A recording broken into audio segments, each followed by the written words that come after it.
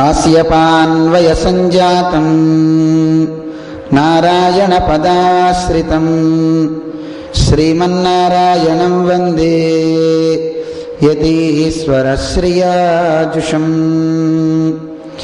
వేదాంతద్వయతత్వజ్ఞం మంత్రమంత్రార్థదం గురుం శ్రీమన్నారాయణాచార్య రామానుజయతిం భజే. కౌశికాన్వయసంజాతం వెంకటార్యతనూభవం వేదాంతాచార్య సచ్చిష్యం ఉడైవల్లమహం భజే. శ్రీమద్వేంకటరంగార్య శిష్యం సచ్చిష్య సేవధిం శ్రీలక్ష్మణార్య విబుధం సంశ్రయే ధీవిదీప్తయే. యో నిత్యమచ్యుతపదాంబుజయుగ్మరుక్మా వ్యామోహతస్తదితరాణి తృణాయ మేనే. అస్మద్గురోర్భగవతోస్య దయైకసింధో రామానుజస్య చరణౌ శరణం ప్రపద్యే. నారాయణం నమస్కృత్య నరం చైవ నరోత్తమం దేవీం సరస్వతీం వ్యాసం తతో జయముదీరయేత్. వ్యాసం వసిష్ఠనప్తారం శక్తేః పౌత్రమకల్మషం పరాశరాత్మజం వందే సుఖతాతం తపోనిధిం.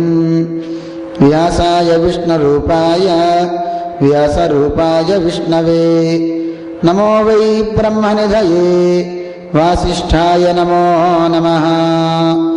యం ప్రవ్రజంతమనుపేతమపేతకృత్యం ద్వైపాయనో విరహకాతర ఆజుహావ. పుత్రేతి తన్మయతయా తరవోభినేదుః తం సర్వభూతహృదయం మునిమానతోస్మి.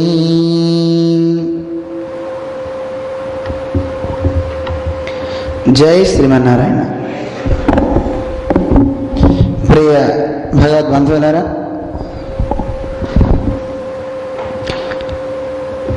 ఇరవై ఒక్క రోజులు శ్రీమద్భాగవత కథ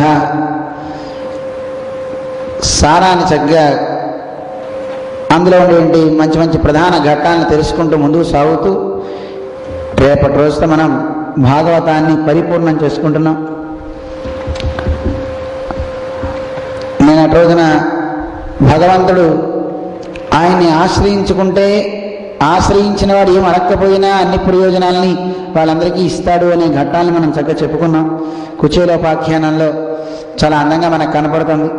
పరమాత్మను ఆశ్రయిస్తే చాలు, ఆ ఆశ్రయించుకున్న వాళ్ళకి అన్నీ తానే చూస్తాడు. యోగక్షేమం వహామ్యహం అని స్వామి చెప్పాడు కదండి, అన్నీ నేను చూస్తాను. కానీ ఆయన చూడడానికి సిద్ధంగా ఉన్న ఆయన యందు శ్రద్ధ పెట్టి తనే రక్షకుడు అనే బుద్ధి మాత్రం మానవులకు ఉండదు. అయితే ఆ తత్వం తెలియదు. ఆ పరమాత్మ గురించి మనం తెలుసుకునే దిశలో మనిషి సాగాలి. ఆ రకంగా మనిషి సాగాలంటే వాడికి ఎవరో ఒకరు దిశానిర్దేశం చేసేవారు అయి ఉండాలి. అందుకే మనకి ఏకాదశ స్కందం చాలా అద్భుతమైనటువంటి జ్ఞానాన్ని ఉపదేశిస్తూ ఉంటుంది. జ్ఞానకాండ అని మనం అరణ్యకాండని రామాయణంలో ఎలా అంటామో అలా ఈ శ్రీమద్భాగవతం అంతా జ్ఞానకాండ అయినా ఈ దీంట్లో పరమాత్మతత్వాన్ని ఎలా తెలుసుకోవచ్చునో, ఆ తత్వాన్ని మనం తెలుసుకోవాలంటే ఎవరో గురువు కావాలి. గురువు లేనిదే ఎవరికి ఏ విద్య రాదు. అయితే ఆ గురువులు కేవలం ఒక భౌతికమైనటువంటి మనిషే కాదు, ప్రకృతి నుంచి నేర్చుకోవచ్చు, ప్రకృతిలో ఉండే ప్రతి అణువు నుంచి కూడా విద్యను నేర్చుకోవచ్చు అనే విశేషాలని మనకి చూపిస్తూ ఉంటారు. చూడండి, మనం అప్పుడప్పుడు మనం అనుకుంటుంటాం, స్వయంగా మనకి గురువుగారు ప్రత్యక్షంగా ఒక గురువుగారు లేకపోయినప్పటికీ ఎవరికో కలిగిన అనుభూతిని అనుభవాన్ని చూచి మనం కొంత పాఠాన్ని నేర్చుకుంటూ ఉంటాం. అలాగే ప్రకృతిలో వచ్చేంటి విలయ తాండవాలు కావచ్చు, ప్రకృతిలో వచ్చే ప్రతి సన్నివేశం కావచ్చు, వాటిని గుర్తించేనే మనం తెలుసుకుంటుంటాం. ఓ, దీని నుంచి మనం ఇలా తెలుసుకోవాలి అని. అయితే అలా తెలుసుకునే వాళ్ళం చాలా తక్కువ. మహనీయులైనటువంటి పెద్దలు వాళ్ళు మాత్రమే ప్రకృతిలో ఉండేటువంటి అందాలను చూడగలుగుతారు. వాటిని ఏ రకంగా అవి చేస్తున్నాయో గుర్తిస్తారు. వాటిని ఆదర్శంగా తీసుకుని, అంటే ప్రతి చీమ నుంచి బ్రహ్మ వరకు కూడా ఒక్కొక్క దాంట్లో ఒక్కొక్క క్రియలు ఉంటాయని మనకి తెలియవు. అవి చేసేంటి ఒక్కొక్క క్రియ ఎక్కడ నేర్చుకుంటున్నాయో మనకి తెలియదు. స్వామి చెప్తూ ఉంటారు చూడండి, చీమలన్నీ వరుసలో వెళ్ళాలని ఎవరు నేర్పారండి? వాటికి చక్కగా ఎంత డిసిప్లిన్గా వెళ్తాయండి వరుసగా. మనుషులకు ఉండదండి. వరుసలో మనం కూర్చోలేము, వరుసగా వెళ్ళలేము. కానీ చీమలు చూడండి, దానికి ఎక్కడ ఇలాంటి బోర్డర్స్ లైన్సే గీరేడు, ఇటు రావద్దని ఇక్కడ పెట్టినా అందరూ వెళ్ళిపోతాం మనం. కానీ వాటికి ఆ వేన్ లేవు, చక్కగా అన్ని చీమలు వరుసగా వెళ్తుంటాయి. పక్షులు కూడా చూడండి ఆకాశంలో అలా విహరించేటప్పుడు ఎవరు ట్రైనింగ్ ఇచ్చారు వాటికి? ఎలా వెళ్తున్నాయి చూడండి, అన్నీ క్రమంగా కరెక్ట్గా ఇలా వస్తున్నాయి, వాళ్ళు ఇలా వెళ్తున్నాయి. అంటే ఒక పక్షిని చూసి మిగతా అన్ని వెళ్తున్నాయో తెలియదు. అంటే వాడికి శిక్షణ ఇచ్చినట్టు మనకి ఏం కనపడదు, ఎవరు శిక్షణ ఇస్తున్నట్టుగా. కానీ మనం ఫ్లైట్స్లో తిరగాలనుకోండి, అలా మన వాళ్ళు చేసే విన్యాసాలకి ట్రైనింగ్ ఉండాలి. ట్రైనింగ్ లేకపోతే ఒకటి కూడా గుద్దేసుకుంటాడు, మనుషులే బతకరండి. అంటే ఏ పని చేయాలన్నా మన వాడికి క్లాసెస్ కావాలండి, ప్రతిదానికి క్లాసెస్ కావాలి. కానీ ప్రకృతిలో ఉండే వాటన్నిటికీ సహజ సిద్ధంగా అన్నీ వస్తున్నాయి వాటన్నిటికీ. కానీ మనిషికి అలాగా ఒక క్రమం అనేది మిగతా వాళ్ళతో కలిసి తిరగడం అనేది తెలియట్లేదు. అది ఎలా తిరగాలి అంటే ప్రకృతిని చూస్తే నువ్వు చక్కగా అన్నిటిని తెలుసుకోగలుగుతావు. శ్రీకృష్ణ పరమాత్మ ఉద్ధవుడికి అన్ని విషయాలని చెప్తుంటాడు. ఉద్ధవుడు చివరి సమయంలో వస్తాడు. ఇంకా కృష్ణుడు ఏకాదశ స్కందంలో తాను చెప్తాడు, నాయనా ఇంకంతా అయిపోవచ్చింది, ఇక వారం రోజుల్లో ద్వారకా నగరం అంతా కూడా మునిగిపోతుంది అని తన సందేశాన్ని ఇస్తూ అందరినీ కూడా హస్తినాపురానికి తీసుకురావలసింది వాళ్ళందరినీ అని. నువ్వు మాత్రం బదరికాశ్రమం వెళ్ళిపో, బదరికాశ్రమంలో కలియుగాంతం వరకు ఉండు అని ఉద్ధవుడికి అన్ని విషయాలు చెప్తూ ఉంటాడు. ఎన్నో ధర్మ విశేషాలను చెప్తాడు. ఉద్ధవుడు కృష్ణుని మరి విడిచి ఉండలేడు. నేను నిన్ను ఎలా విడిచి ఉంటాను కృష్ణ, ఇలా వెళ్ళిపోతే ఎలాగా అంటే అతనికి ఎన్నో తత్వాల్ని ఎన్నో ఉపదేశాలను చేస్తూ ఉంటాడు. ఎందుకంటే చివరి సమయంలో మరి ఈ ఆత్మకి ఎవరు, ఈ ఆత్మ బాగుపడాలి, ప్రతి మనిషి శరీరం బాగుండాలని చూస్తాం. వాటి కోసం ఎన్నో వ్యాయామాలు చేస్తూ ఉంటాం, ఆహార నియమాలు చేస్తూ ఉంటాం. కానీ చూడండి, బాగా ఒళ్ళు పెరిగిపోతుందంటే డైటింగ్ అని మొదలు పెడతాడు. 10 రోజులు డైటింగ్ చేసేసి వాటర్ తాగేసి శరీరాన్ని తగ్గిస్తాడు. మళ్ళీ 11 రోజు నుంచి మళ్ళీ ఆరంభిస్తాడు తిండి. మళ్ళీ 10 బాగా పెరిగిపోయిన తర్వాత మళ్ళీ డైటింగ్ చేస్తుంటారు. కానీ నిజానికి పెరిగే ఈ శరీరం గురించి వదిలిపెట్టు, చేయవలసినటువంటి ఆత్మని సవ్యమైనటువంటి దిశలో కనుక పంపకపోతే, ఆత్మ గురించి కూడా ఆలోచించకపోతే, ఆత్మ అంటే ఎవరో కాదు మనమే, మన గురించి మనం ఆలోచించుకోవాలి. ఆత్మ గురించి ఆలోచించుకోవడం అంటే ఏమనుకున్నారు? ఆత్మ అంటే మనమే, మన గురించి మనం ఆలోచించుకోవాలి. మన స్థితి ఏమిటి, మనం ఎలా లక్ష్యాన్ని పొందాలి, మనకి లక్ష్యం ఏమిటి, ఈ లక్ష్యం మనిషికి కావాలి. మనిషికి లక్ష్య శుద్ధి లేకపోతే చేరలేడు కదండి. ఏదో ఒక లక్ష్యం కావాలి. ఇక్కడి నుంచి నేను పలానా ప్రదేశానికి వెళ్తాను అనుకుని మనం బయలుదేరుతాం తప్ప కారులో కూర్చుని ఎక్కడికి వెళ్తున్నారండి అని ఇంటి పెడితే ఏమో కారులో ఎక్కాక ఆలోచిస్తా అంటారు ఎవరైనా. అలా అంటే వాడు ఎక్కడికో వెళ్తాడు. ఎక్కడికి వెళ్ళాలో వాడికి ఒక నిర్దేశం అవ్వాలి, వెళ్ళే లక్ష్యం తెలియాలి. అలాగే సాధకుడైన వాడు కూడా తనకొక లక్ష్యం కావాలి. తనకి లక్ష్యం శాశ్వతమైన ఆనందం. లోకంలో ఎవరు కోరినా అదే కదండి కోరేది. నిరంతరం నేను మంచిగా ఉండాలి, బాగుపడాలి, ఆనందాన్ని చక్కగా అనుభవించాలి. దుఃఖం కావాలని ఎవరన్నా కోరతారా? నాకు ఎప్పుడు దుఃఖం కావాలని ఎవరం కోరం కదండి. పిచ్చివాడు కూడా కోరడు, వాడు బాగుండాలనే కోరతాడు. అందువల్ల ప్రతివాడు సుఖంగా ఉండాలని కోరతాడు. ఆ సుఖం కావాలంటే దాన్ని పొందడానికి కావాల్సిన ప్రయత్నం చేయాలంటే దాన్ని ఉపదేశించే గురువు మనకు అవసరం. కృష్ణ నాకు ఎవరు ఉపదేశిస్తారు, నేనేం చేయాలి అంటే, నాయనా ఇలాగే ఒక ఆయనకి సందేహం వచ్చింది.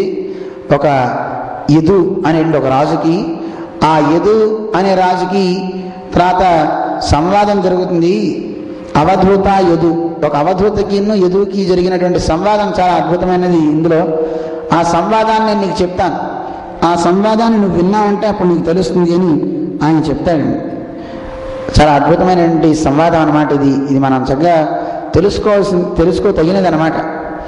శ్రీకృష్ణ పరమాత్మ చెప్తాడు, యదు అనేటువంటి ఒక రాజుగారు అలా ప్రయాణం చేసి వెళ్తుంటే ఆ వెళ్ళే సమయంలో ఒక ఆయన కనపడ్డాట.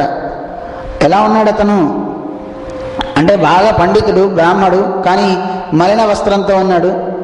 ఒళ్ళంతా ఏవేవో పూసుకొని ఉన్నాడు, బురద పట్టేసి ఉంది, శరీరం అంతా మడ్డిగా ఉంది.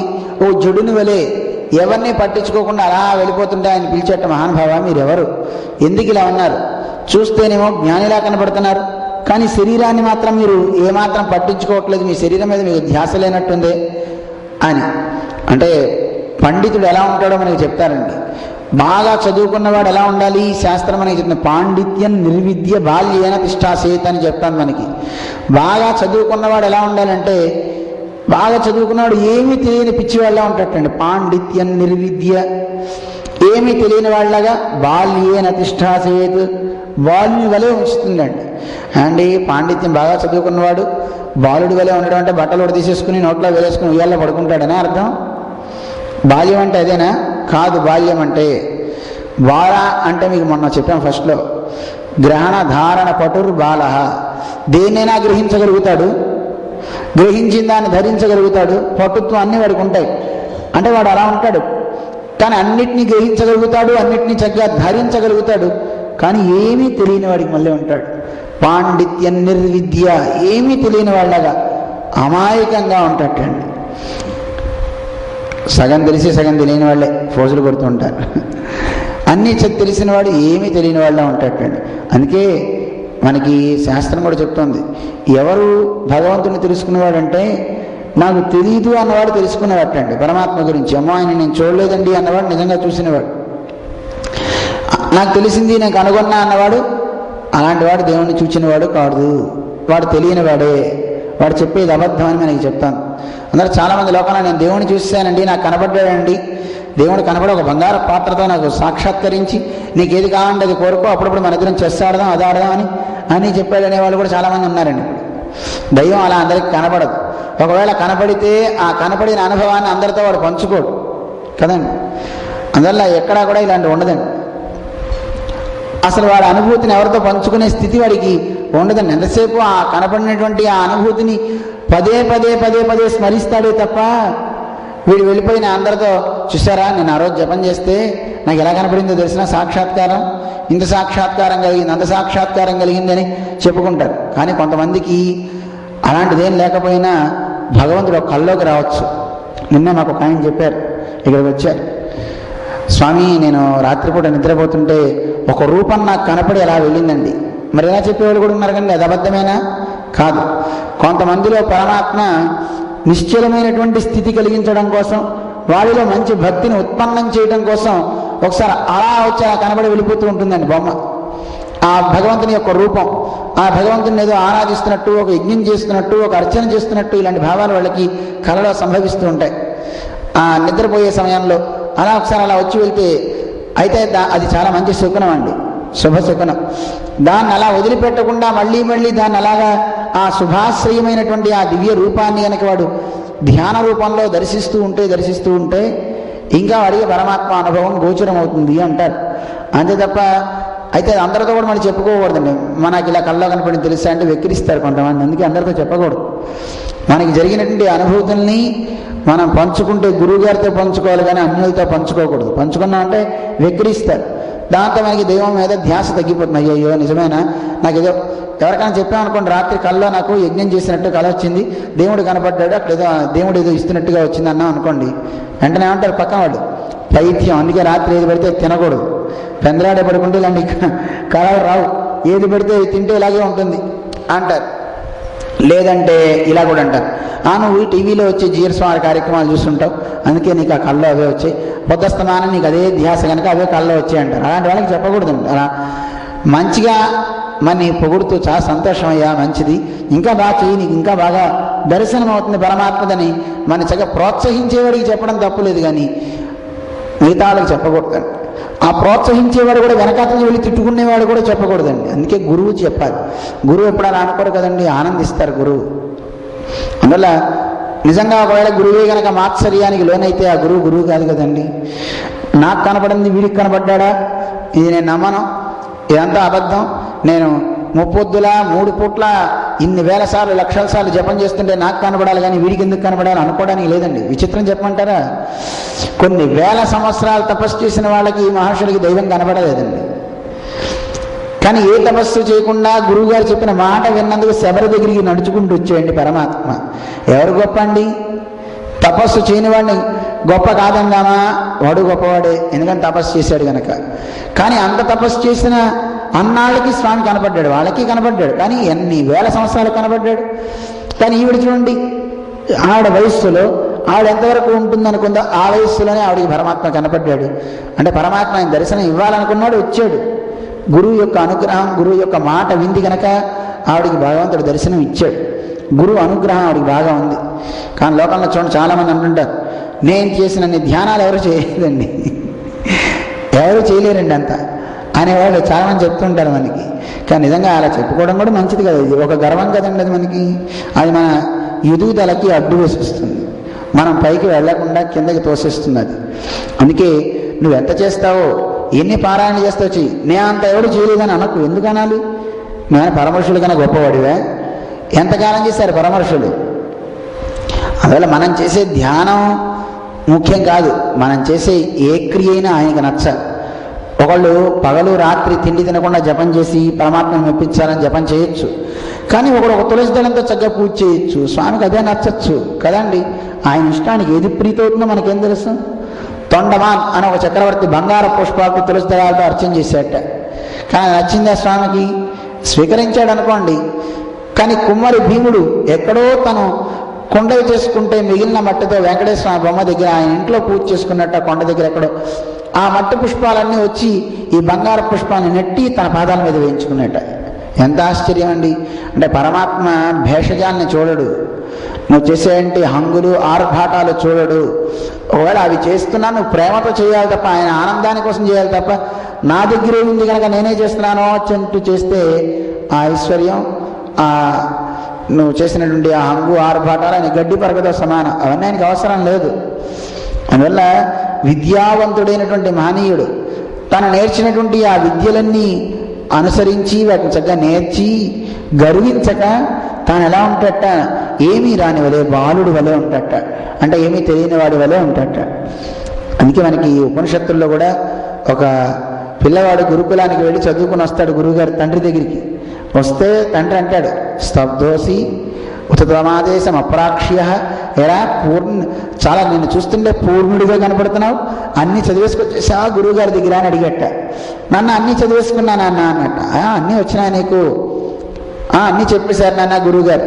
అయితే నేను అడుగుతున్నా చెప్పరా, ఒక్కడు తెలిస్తే అన్నీ, ఏది తెలిస్తే అన్నీ తెలుస్తాయో నీకు తెలుసా?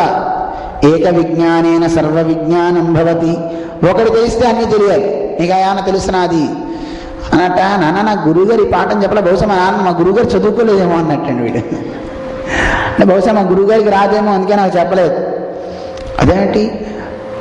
అదేమిట్రా అలా కాదురా, ఒకటి తెలిస్తే అన్నీ తెలిసే విద్య కూడా ఉంటుందా నీకు తెలుసునా?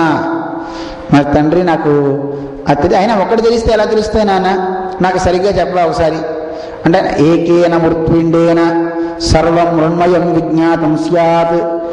ఒక మృణ్మయంతో మట్టితో తయారు చేసినటువంటి, అంటే మట్టితో తయారు చేసే ఒక పదార్థం కనుక తెలిస్తే దాన్ని బట్టి మిగతా మట్టితో తయారైనవన్నీ ఎలా తెలుస్తాయి? తెలియవా? ఒక మట్టితో ఒక కుండ చేసాడు, ఇంకోటి మట్టితో చేసే పిడత తెలుస్తుంది, మట్టితో చేసేంటి కూజా తెలుస్తుంది, దాంతో మట్టితో చేసేంటి ప్లేట్స్ తెలుస్తాయి, అన్నీ తెలుస్తాయి. కానీ గాజులు తెలుస్తాయి మట్టితో చేసేవి. అంటే ఏకేన మృత్పిండేన, ఒక మట్టి తెలిస్తే మట్టితో తయారయ్యే అన్ని వస్తువులు తెలుస్తాయి. తెలియవా? అలాగే ఒక బంగారం మీకు తెలిసింది అనుకోండి, ఆ బంగారంతో తయారయ్యే అన్ని వస్తువులు తెలుస్తాయి. ఆ చివరికి పెట్టే కమ్మీలు, ఇక పెట్టుకునే పాపిడీలు, వడ్డానాలు, భుజాలకు పెట్టే కెయ్యూరాలు, అన్ని భుజకీర్తులు అన్నీ మీకు తెలుస్తాయండి. తెలియవా? అలా ఏక విజ్ఞానేన సర్వ విజ్ఞానం భవతి. ఒక్కడు తెలిస్తే అన్నీ తెలుస్తాయిరా అబ్బాయి అని తండ్రి చెప్తాట. అది నీకు తెలుసా? పూర్వం పిల్లలకి తండ్రులు చెప్పేటప్పుడు ఆ విజ్ఞానాన్ని చూపిస్తూ చాలా ఎక్కడా వాళ్ళు గర్వించకుండా చాలా చక్కగా చెప్పేవారటండి వాళ్ళు విద్యను చెప్పేటప్పుడు, ఆ విద్యను నేర్పేటప్పుడు. మరి ఎవరు నాన్న అది అంటే, ఆ తత్వానికి పేరు పరమాత్మ అంటారు. నాన్న ఎంత ఉంటుంది నాన్న అంటే, ఒక్క పరమాత్మని తెలిస్తే అంతా తెలుస్తుందని చెప్పాడు ఆయన తండ్రి. ఎంత ఉంటాడు ఆ పరమాత్మ? ఏషో అణు, ఒక్క అణువంత ఉంటాడు రా పరమాత్మ. నాన్న అణువంత ఉండే పరమాత్మ ఈ లోకమంతా ఎలా వ్యాపించుంటాడు నాన్న? అణువంటే చాలా సూక్ష్మాతి సూక్ష్మం కదండి, పొద్దున్న చెప్పుకున్నాం మన పాఠంలో. ఎంత ఉంటుంది జీవుడు అంటే, జీవుడి లోపల పరమాత్మ ఉంటాడు. జీవుడు ఎంత ఉంటాడు? మన వెంట్రుక కొన భాగాన్ని 100 ముక్కలు చేస్తే దాంట్లో మళ్ళీ ఆ ముక్కను 100 భాగాలు చేస్తే ఒక ముక్క అంత ఉంటాడండి జీవుడు. అంటే మనం అంత ఉంటాం. వారాగ్ర శతభాగస్య శతధా కల్పితస్య చ జీవో భాగస్య విజ్ఞేయ అని ఉపనిషత్తు మనకి చెప్తుంది. ఎంత ఉంటుంది? వెంట్రుక కొన భాగాన్ని 100 పీసెస్ చేయి, దాంట్లో ఒక భాగాన్ని మళ్ళీ 100 పీసెస్ చేయి, ఒక భాగం అంతా జీవుడు ఉంటాడండి. అదే ధాన్యపు యొక్క మునుకు కిందకి పెడతాం కండి, గింజ ధాన్యపు గింజని, ఆ కింద ఉండే మునుకు 100 భాగాలు చేయమంటారు. అదే చెప్తారు, ఇది చెప్తారు. అంటే అంత ఆత్మలో వచ్చి పరమాత్మ ఉంటట్టండి. అసలు దాన్ని చూడడమే, కట్ చేయడమే మన కష్టం, చూడలేమే, గుర్తించలేమే. అలాంటి ఆత్మలో వచ్చి పరమాత్మ కూర్చుంటే అంటే ఇంకెంత సూక్ష్మంగా ఉన్నాడు ఆయన. మరి అంత సూక్ష్మంగా ఉండే పరమాత్మ నువ్వు చిన్నవాడు అంటున్నావు కదా, అణువుగా ఉన్నాడు అంటున్నావు, ఇంత ప్రపంచాన్ని ఎలా వ్యాపించాడు ఆయన. మరి ఏదైనా పిల్లలకి చెప్పాలంటే ప్రాక్టికల్గా చేసి చూపించాలి కదండి. వాళ్ళ నాన్న చెప్పేటవరే గ్లాస్ తీసుకురారా నీళ్ళతో తెచ్చాడు, చిటికెడు ఉప్పు తీసుకురారా తెచ్చాడు, ఆ చిటికెడు ఉప్పు నీళ్ళల్లో వేయరా వేశాడు. ఎక్కడుంది ఉప్పు? కింద కనపడుతుంది నాన్న. సరే ఇక్కడ పెట్టి వెళ్ళి ఆడుకుంటా ఒక 5 నిమిషాల్లో అన్నట్టు. అలా వెళ్ళి వాడు అలా వచ్చేసరికి ఆ గ్లాసులో పిల్లవాడిని పిలిచి, ఎరా ఉంది ఉప్పు ఎక్కడుందిరా? కిందే ఉంది నాన్న, చూడు ఒకసారి. చూస్తే ఉప్పు కనపడలా. నాన్న ఎవరు ఉప్పు తీసేశారు నాన్న. ఉప్పు ఎవరు తీస్తారండి? ఎవరు తీరు? లేదురా అందులోనే ఉంది. అయితే ఇప్పుడు ఈ గ్లాసులో ఉన్న తీర్థంలో ఉప్పు ఎక్కడుందో చూడరా. ఆయన పైన ఉందా అన్నట్టు. పైన ఎలా ఉంటుంది నాన్న? ఇందాక వేస్తే కిందకి వెళ్ళిపోయింది కదా నాన్న, కిందే ఉంటుంది అన్నట్టు చిన్న పిల్లవాడు. అప్పుడు ఆ పై నీటిని కొంచెం తాగ్గానే వాడికి అనిపించింది, నాన్న నీళ్ళల్లో ఉప్పు వేస్తే ఉప్పగా ఉంటుంది కనుక పైనే, నీళ్ళల్లో తాగ్గానే ఉప్పగా ఉంది కనుక పైనే ఉంది అన్నట్టు. సరే కాస్త నీళ్ళు పైనుంచి కొంచెం తీసి మధ్యలో చూడరా అన్నట్టండి. మధ్యలో నీళ్ళు తాగేటండి. అక్కడ ఉప్పగానే ఉంది నాన్న, నాన్న ఇక్కడ కూడా ఉంది నాన్న అన్నట్టండి. మరి అడుగుని చూడరా. ఆయన ఆ మధ్య నీళ్ళు తీయగానే ఆ మధ్యలో నీళ్ళు తీసేస్తే అడుగు నీళ్ళు ఉన్నాయి. ఆ నీళ్ళు తాగే కూడా ఉప్పగానే ఉంది. ఉంటుందా ఉండదా? సహజంగా మనకి తెలుసు కదండి. మీకున్న విజ్ఞానం పాపం పిల్లవాడికి లేకపోయింది పాపం. అప్పుడు చెప్పాట, చూడరా గ్లాస్ నీళ్ళల్లో ఒక చిన్న చిటికెడు నువ్వు వేసిన ఉప్పు ఎలా తీర్థమంతా వ్యాపించిందో పరమాత్మ కూడా అంతటా వ్యాపించేవాడు. అలాగే జీవుడు కూడా చిన్నవాడైన ఈ శరీరం అంతా వ్యాపిస్తాడు. తన యొక్క ధర్మభూత జ్ఞానం ద్వారా జీవుడు ఈ శరీరం అంతా, చూడండి జీవుడు చిన్నవాడైనా ఇంత శరీరాన్ని ఎలా నడుపుతాడు కదా. అంత చిన్నవాడు ఇంత శరీరంలో ఏ మూల దురద పుట్టినా తెలుస్తుంది, ఏ మూల ఏది పాకి శరీరానికి స్పర్శ అయినా తెలుస్తుంది. అంటే ఎలా తెలుస్తుంది అంటే వాడికి ఉండే ధర్మభూత జ్ఞానం శరీరం అంతా ఆవరిస్తుంది. ఇంకా శరీరం అంతా కాదండి, అవసరమైతే ఈ ధర్మభూత జ్ఞానంతో మనం ఎక్కడికైనా వెళ్ళొచ్చు, ఎన్ని శరీరాలైనా పొందొచ్చు మనం. కానీ మనకు ఆ స్థితి మనకి తెలియదు, మనకి రావట్లేదు. మనలో ఉండే ధర్మభూత జ్ఞానంతో సౌభరి అనే మహానుభావుడు తపస్సు చేసుకుంటున్నట్ట నీళ్లలో. ఆయన తపస్సు చేసుకుంటూ ఉంటే అక్కడ ఉన్నటువంటి చేపలన్నీ కూడా ఆయన చక్కగా పిల్లలతో వాడితో అన్నిటితో హాయిగా ఉంటాయి. చూసి అరే నాకు కూడా సంతానం కలిగితే బాగుంటుంది, నేను కూడా పెళ్లి చేసుకుంటే బాగుండు అనిపించింది అండి ఆ తపస్సు సంపన్నుడికి. వెళ్ళి రాజుగారిని అడిగాడా, నాకు వివాహం కావాలి. పాప ఈయనేమో నీళ్ళల్లో ఉండి అంతకాలం నాచుపెట్టినట్టున్నాడు, ఇలాంటి దేహంతో ఉన్నాడు. ఈయనకేమో 60 మంది పిల్లలు ఉన్నారు, ఆడపిల్లలు. మరి ఏ కన్య ఒప్పుకుంటుంది కనుక ఒకవేళ ఈయనకి ఇస్తా అన్నా ఈయన తప్పించుకున్నట్ట, తండ్రి నాకేం అభ్యంతరం లేదు, మా పిల్లల్ని ఒకసారి మీరు అడగండి, వాళ్ళు ఒప్పుకుంటే నాదేముంది అన్నట్టండి. వెంటనే గ్రహించాడు మహర్షి ఇతను ఎందుకంటున్నాడు. వెంటనే అక్కడికి వెళ్ళి నేను మిమ్మల్ని పెళ్లి చేసుకుంటాను, ఎవరో ఒకరు నాకు రండి అనగానే అందరం ఏం చేసుకుంటాం అన్నారు. కారణం ఈ మహర్షి తన దివ్యశక్తితో వాళ్ళకు సుందరాంగుడిగా కనపడ్డట్టండి. ఈయన ఒక్కడే తన ధర్మభూత జ్ఞానం ద్వారా 60 దేహాలు పొంది 60 మందిని ఒకసారి వివాహం చేసుకుని 60 మందితో కాపురం చేసేటండి. చూడండి ఎంత గొప్పవాడు. అంటే తన పూర్వజన్మల్లో చేసుకున్నటువంటి కర్మను మొత్తాన్ని అనుభవించేశాడు. అంటే ఎన్ని దేహాలు పొందితే అన్ని దేహాల్లో కర్మ అయిపోతూ ఉంటుంది కదండి. అందుకని ఆయన ఏకదా భవతి, ద్విధా భవతి, త్రిధా భవతి. ఆత్మకి అంత శక్తి ఉంటుందండి. మనలో ఉండే ఆ ధర్మభూత జ్ఞానాన్ని మనం సరిగ్గా వాడగలిగితే చాలా గొప్ప శక్తి అండి అది. ఎక్కడికైనా వెళ్ళిపోవచ్చు అండి, ఏ అవసరం లేదు. వాడు అవసరమైతే ఇక్కడి నుంచి మన ఫ్లైట్ అవసరం లేదు. ధర్మభూత జ్ఞానంతో ఇక్కడి నుంచి వీడు ఇక్కడి నుంచి అలా వెళ్ళిపోవచ్చు అండి, అన్ని చోట్ల వెళ్ళిపోవచ్చు. అలా సంచరించగలిగే శక్తి ఉంటుందటండి ఆ ధర్మభూత జ్ఞానం ద్వారా వాడు. కానీ మనకి అసలు ఉన్న ఆత్మ ఎక్కడుందనే తెలియదు మనకి. అందులో ఉండే ధర్మభూత జ్ఞానాన్ని ఎలా వాడాలో మనకి తెలియదు. అందువల్ల ఇవన్నీ మన పెద్దలు ఈ ఆత్మతత్వాన్ని పరమాత్మతత్వాన్ని పిల్లలకి అందిస్తూ బోధ చేస్తూ చక్కగా విజ్ఞానాన్ని అందించేవారు అనమాట. వాళ్ళకి గర్వం అనేది అస్సలు ఉండేది కాదు, ఏమాత్రం భేషజం ఉండేది కాదు, ఏమీ తెలియని వాని వలె ఉంటారటండి. ఈ పిల్లవాడు కూడా అలాగే ఉన్నాడు. ఇక్కడ ఈ అవధూతలు చూడండి, పిచ్చివాని వలె ఉంటారు వాళ్ళంతా.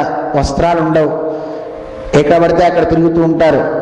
అలా ఉన్నటువంటి యోగి పురుషుడిని చూచి తన అవధూతను అడిగేట్టు, ఏమయ్యా మీరెవరు, ఎక్కడుంటారు, చూడ్డానికి చాలా విజ్ఞాన ఘనుల్లా ఉన్నారే, ఎవరు మీరు అని అడిగితే ఇంక చెప్తాడు ఆయన, నేను ఇలా తయారయ్యి నాకు ఇంత విజ్ఞానం కలగడానికి గల కారణం నా గురువులు కొంతమంది ఉన్నారు.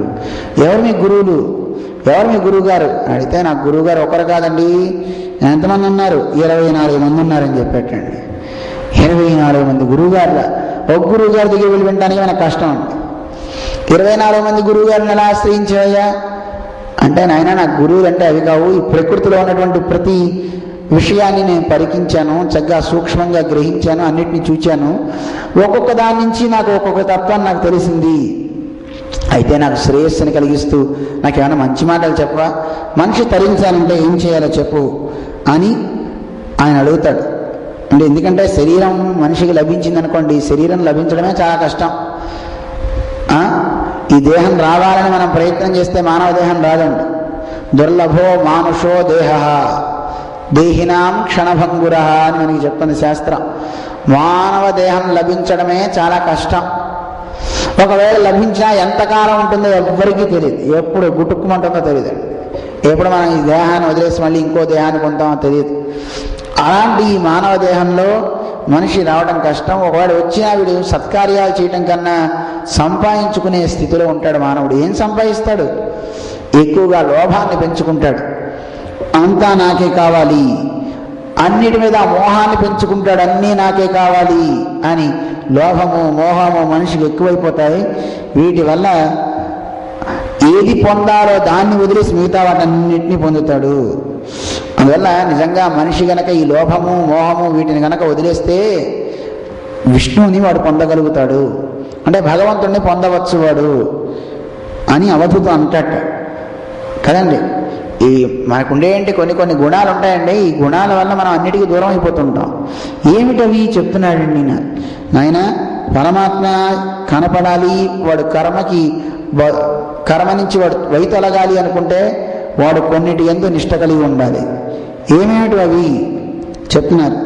పరధన పరదార పరదూషణాదుల. పరధన యందు వాడికి వ్యామోహం ఉండకూడదు. పరుడు యొక్క సొమ్ము బాగా సంపాదించేస్తున్నాడు అని ఆ సంపాదించిన వాడిని చూసి ఏడవకూడదు, ఆ సంపాదన తెచ్చుకోకూడదు. పరధన పరదార. పరదార అంటే మనకి భార్య అని అర్థం అండి సంస్కృతంలో. అటువంటి పరదారల యందు పర స్త్రీ యందు వీడికి వ్యామోహం ఉండడానికి వీల్లేదు, ఉండకూడదు. పరదూషణాదుల. పరులను ఎప్పుడు చూసినా దూషించే వాళ్ళు ఉంటారు కొంతమంది. ఎప్పుడు చూసినా తిట్టడమే తప్ప వాడి నోట్లోంచి ఇంకో మంచి మాట రాదండి. ఎప్పుడు చూసినా ఆ నోటికి ఇప్పుడు నోట్లో కొంతమంది కిళ్ళి వేసుకుని నోటిని పండించుకుంటారు, కొంతమంది నోటిలో అందరినీ తిడుతూ ఆ నోటిని పాడు చేసి కుళ్ళించుకుంటారు. కుళ్ళటం పండటం. నోట్లో మంచి వేస్తే చక్కగా సుగంధ ద్రవ్యాలు వేస్తే నోరు మంచిగా పండుతుంది, కానీ ఆ నోటిలో చెత్త వేస్తే కుళ్ళుతుంది. ఆ వాసన భరించలేమండి, ఎవరు దగ్గరికి వెళ్ళలేరు కదండి. శారీరకంగా వాసన వచ్చేవాడి పక్కన నిలబడచ్చు, కానీ అందరినీ దూషించేవాడి పక్కన నిలబడ్డామంటే ఆ దుర్వాసన మనం భరించలేంటండి. అంటే అలాంటివి వినటం వల్ల మనం కూడా పాడు చేస్తాయి. అంటే పరదూషణ పనికిరాదు. పరధన పరదార పరదూషణాదుల పరవస్తు చింతత పరిహరించి. అలాంటి వాటన్నిటిని కూడా స్వీకరించేద్దాం, పొందేద్దాం అనేటువంటి వాడు ఎవరైతే ఉంటాడో. ముదిమిచే రోగములు ఉదయింపకటమున్న. ముసలితనం వచ్చేసి అప్పుడు రోగాలన్నీ మీద పడే స్థితి రాకమునుపే. మనకి భర్తృహరి సుభాషితాల్లో చాలా అందమైన మాట చెప్తారు. ఎప్పుడు చిన్న వయసులోనే చేయండి అయ్యా, ఎందుకు మీరంతా ఇలా అయిపోతారు, మీరు ఏమనుకుంటున్నారో మీకు తెలియట్లా. వ్యాఘ్రీవ తిష్టది జరా పరితర్జయంతి. తర్జయంతి భయపెడుతుందట, వేలతో ఆయన ఉన్నానని చెప్తున్నట్టండి. ఎవరు? వ్యాఘ్రీ. మామూలు మగ పులి కన్నా ఆడ పులికి చాలా క్రోధం ఎక్కువ అండి. అది అందులో ఆడపులి చిన్నగా ఉన్నప్పుడైతే, ఇంకా వయస్సులో ఉన్నప్పుడు ఇంకా దానికి కసి బాగా ఉంటుందండి. ఎవరిని కొడదామా, తన పంచేత ఎవరిని చంపుదామా అని మంచి బలంగా ఉంటుందండి ఆ పులి. అలా వ్యాఘ్రీ వతిష్టతి. పులి వలె కాచుకుని మీద పడిపోవడానికి రెడీగా ఉంది. ఏది? జరా, ముసలితనం. ఆ ముసలితనం వచ్చిందంటే అంత సర్వం ఇబ్బందులేనండి. ఎన్ని ఇబ్బందులు పడతామని తెలియదు. రోగాశ్చ శత్రవ ఇవ ప్రహరంతి దేహం. మామూలుగా లోకంలో శత్రువులంతా వచ్చి మనిషిని అందరూ అట్నుంచి పొడిచేవాడు, ఇట్నుంచి పొడిచేవాడు, అట్నుంచి కొట్టేవాడు ఉంటారు, శత్రువులు కదండి. అలాగే మనకి శత్రువులు ఉన్న ఎవరా శత్రువులు? రోగాశ్చ, రోగాలటండి. ఆ రోగాలనే శత్రువు. ఇట్నుంచి బీపీ, అట్నుంచి షుగర్, ఇట్నుంచి కాలుపోటు, అట్నుంచి మోకాలు అరిగిపోయింది, వెన్నెముక అరిగిపోయింది. ఎన్ని వింటున్నామండి. చక్కగా తిరిగేవాళ్ళు, మంచిగా ఉన్నవాళ్ళు.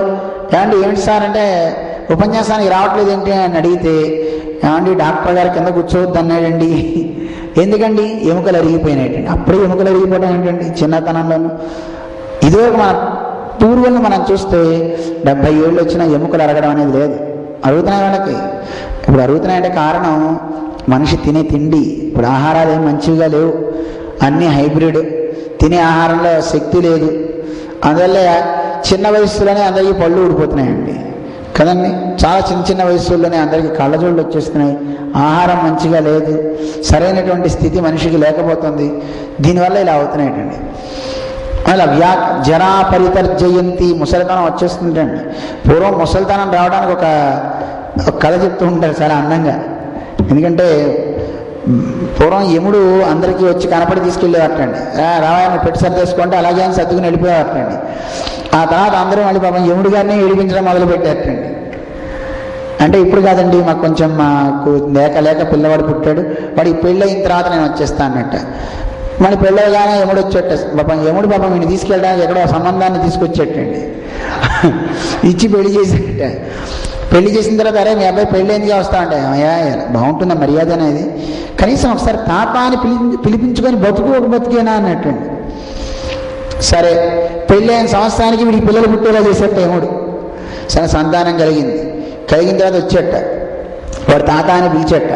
మా వాడు కాస్త ఐటీనో ఏదో అయిన తర్వాత వాడికి పెళ్ళి అయితే వాడికి ఒక సంతానం కలిగితే ముత్తాత అయితే ఒకసారి చూడాలని ఉంది. అందుకే యముడు కోపం వచ్చింది. ఎవడు పడితే వాడు నాతో ఇలా ఆడుకుంటున్నాడు కనుక ఎవరికి చెప్పకుండా తీసుకుపోతా. అయితే మరి వార్నింగ్ ఇవ్వకుండా ఎవరేం చేయకూడదండి. ఇక్కడ కూడా చూడండి, అమెరికాలో కారు తోలేటప్పుడు ఏదైనా చిన్న చిన్న మిస్టేక్స్ అయితే ముందు వార్నింగ్ ఇస్తారు కదండి ఇక్కడ పోలీసులు. అలా లెటర్స్ రాయడం మొదలుపెట్టేటండి యముడు. మనకు కూడా ఇప్పుడు రాస్తున్నాడు, తెలిసిన మీకు ఎలా రాస్తున్నాడు లెటర్స్? అప్పుడప్పుడు ఒక లెటర్ వేస్తుంటాడు, అరే నీకు మృత్యు దగ్గర పడింది, జాగ్రత్త, చేయాల్సింది ఏదో చేసేసుకో అని. పూర్వం అలా ఒక లెటర్ వేసేవాట. ఫస్ట్ లెటర్కి జుట్టు తెల్లబడిపోతుంటండి. అంటే అర్థం ఏంటి? జుట్టు తెల్లబడగానే ఆయన రాసే లెటర్ అనమాట, అది కొట్టేస్తాడు. అంటే జుట్టు తెల్లబడింది, మృత్యుకి దగ్గర పడుతున్నాం, జాగ్రత్త. రెండో లెటర్లో పళ్ళు ఊడిపోతాడండి, ఇంకా తింటాం ఆపేసేయి అని. అయినా సరే వీడు పళ్ళు కట్టించుకునేవారు తింటున్నారండి కదండి. రెండో లెటర్ వేస్తాడు ఆయన. వేసి దంతాలు ఊడిపోతున్నా ఇంకా తినకూడదండి. ఒక వయసు వచ్చిన తర్వాత దంతాలు ఊడిపోతున్నప్పుడు మనకి అదొక మంచి శక్తి అండి అది. ఆ సమయంలో అన్నం కాకుండా అన్నాన్ని భిన్నం చేసుకుని రవ్వలు లాంటివి తినాలండి. తొందరగా అరిగేవి తినాలి. నీకు ఇంకా అరగడం కష్టం కనుక నీకు ఈ పళ్ళు ఉండడం అవసరం లేదు, లేకపోతే ఉంటే కనుక నువ్వు రాళ్ళైనా తినేస్తావు, మనుషులైనా తినేస్తావు, ఆ పళ్ళు తీసేస్తాయండి దేవుడు.